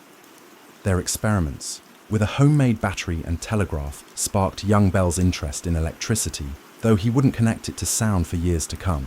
What's particularly fascinating is how Bell's early experiments weren't aimed at distance communication, but at something far more fanciful. He and his brother Melville created a speaking automaton, essentially attempting to build a machine that could produce human speech sounds. They managed to make their creations speak by using bellows for lungs, a crude larynx made from reed, and a flexible leather mouth with movable lips and tongue. Simple sounds and even utter phrases like mama. This forgotten experiment reveals Bell's initial fascination was not with transmitting human voices, but manufacturing them artificially. In 1863, Bell turned 16 and took a position as a pupil teacher of elocution and music at Westonhouse Academy in Elgin, Scotland. While there, Bell read the work of German physicist Hermann von Helmholtz, who had conducted experiments demonstrating that electrical currents could be used to simulate sound. Bell couldn't read German and misinterpreted Helmholtz's work, believing the scientist had successfully transmitted vowel sounds over wire using electricity. This productive misunderstanding planted a seed that would eventually grow into the telephone. After his brother's deaths, Bell's parents sought healthier surroundings, eventually settling on Canada. In 1870, the family made the Atlantic crossing after Edward, his second brother, died from tuberculosis. This transition period is rarely highlighted, yet it was pivotal. Bell was leaving behind not just a country, but an identity. On the ship crossing to Canada, he grew a beard to look older, attempting to reinvent himself in this new world. The man who arrived in North America was determined to escape not just the tubercular air of Scotland, but also the shadow of family tragedy. In 1871, Alexander Graham Bell arrived in Boston, not as the confident inventor history often portrays, but as a man desperate for work. His reputation as an expert in visible speech had preceded him, and the Boston Board of Education hired him to train teachers at the School for the Deaf. Bell was not merely teaching a method, he was challenging an entire philosophy of deaf education. The American approach to deaf education at the time heavily favored sign language. Bell, influenced by his father's methods, advocated for oralism, teaching the deaf to speak and read lips, a position that would later earn him significant criticism from deaf communities. This ideological battle shaped Bell's early years in America and revealed his stubborn willingness to champion unpopular ideas, a trait that would serve his inventing career well. What's typically overlooked in Bell's biography is that he was perpetually broke during these Boston years. He supplemented his teaching income by taking private pupils, often traveling hours by horse-drawn streetcar between lessons. One such journey in winter nearly cost him his life when he fell through ice while crossing the Charles River as a shortcut. Soaked and freezing, he barely reached his destination, where his student's family had to throw him out before a roaring fire. Bell's private students included the children of Boston's elite families, giving him access to social circles that would later provide crucial financial backing for his inventions. Among these students was George Saunders, whose father would become one of Bell's most important financial supporters. The Sanders home in Salem became Bell's second residence, where he was given attic space for experiments. This arrangement not only provided convenience, but also enabled Bell's wealthy supporters to closely monitor their investment. During this period, Bell Mabel Hubbard, a student who had lost her hearing to scarlet fever at age 5, 10 years his junior. Mabel was bright and determined, and came from a wealthy and well-connected family. Her father, Gardner Green Hubbard, was a prominent Boston lawyer, and would later become Bell's business partner, nigh, and father-in-law. While their romance blossomed slowly, what's less known is that Bell initially hesitated to pursue Mabel, worried that his work with the deaf might make her feel like a project rather than a partner. Bell's teaching methods were revolutionary, but exhausting. He would spend hours with individual students, placing their hands on his face to feel the vibrations as he spoke, moving their tongues and lips with his fingers to form correct positions. This intimate, hands-on approach yielded remarkable results, but drained him physically and emotionally. After full days of teaching, Bell would retreat to his living quarters to conduct experiments with electricity and sound, often working through the night. Bell's experimentation during this period wasn't solely focused on voice transmission. He was simultaneously developing a harmonic telegraph, a device capable of sending multiple telegraph messages concurrently over a single wire by using different musical tones. This approach directly challenged Western Union's telegraph monopoly and attracted financial backing from those eager to break the company's stranglehold on communication. Rarely discussed is the fact that Bell's unusual habit of combining disciplines often led to his breakthroughs. His understanding of the human voice, acquired through years of speech training, informed his electrical experiments in ways pure electricians couldn't match. While contemporaries like Thomas Edison and Elisha Gray approached communication technology from an electrical engineering perspective, Bell approached it through the lens of human anatomy and acoustics. Bellel's research notes from this period reveal a man constantly torn between commercial and humanitarian motivations. While he genuinely wanted to help the deaf communicate, he also meticulously documented which ideas might be patentable. This pragmatic duality, humanitarian dreams backed by business acumen, helped Bell succeed where other idealistic inventors failed. In June 1875, while experimenting with his harmonic telegraph, Bell and his assistant Thomas Watson discovered that a reed stuck and continued to transmit sound. Bell recognized the implications immediately. If he could make continuous electrical current vary in intensity, precisely as air varied in density during sound transmission, he could transmit speech. This epiphany came during a period when Bell was physically ill and mentally exhausted from overwork, suggesting that his breakthrough emerged not despite his fatigue, but perhaps because of it. His tired mind making connections his disciplined thinking might have missed.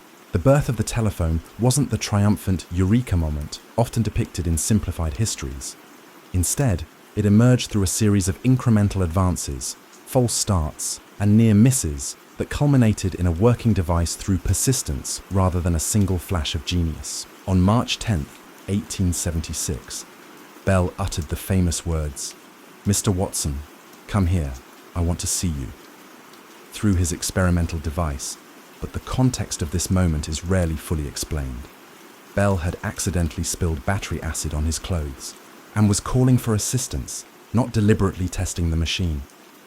Watson, working in another room, heard the call clearly through the device and rushed to Bell's side. The first transmitted sentence in telephone history was essentially a workplace accident report. What's also frequently overlooked is how close Bell came to losing his place in history.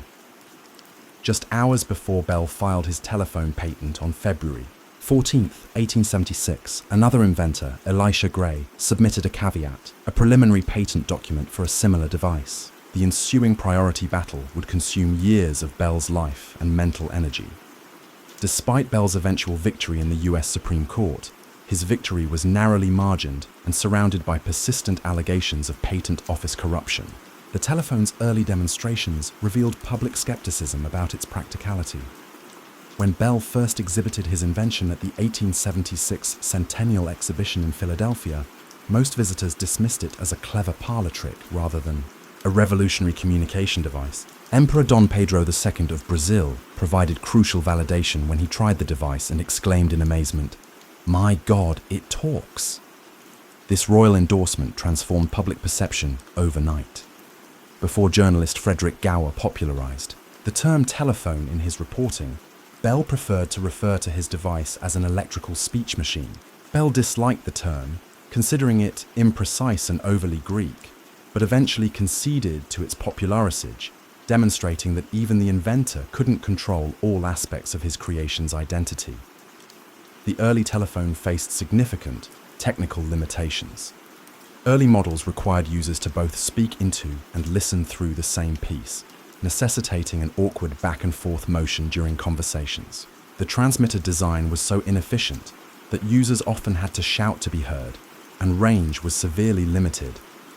Thomas Edison's later carbon transmitter improvements significantly enhanced performance.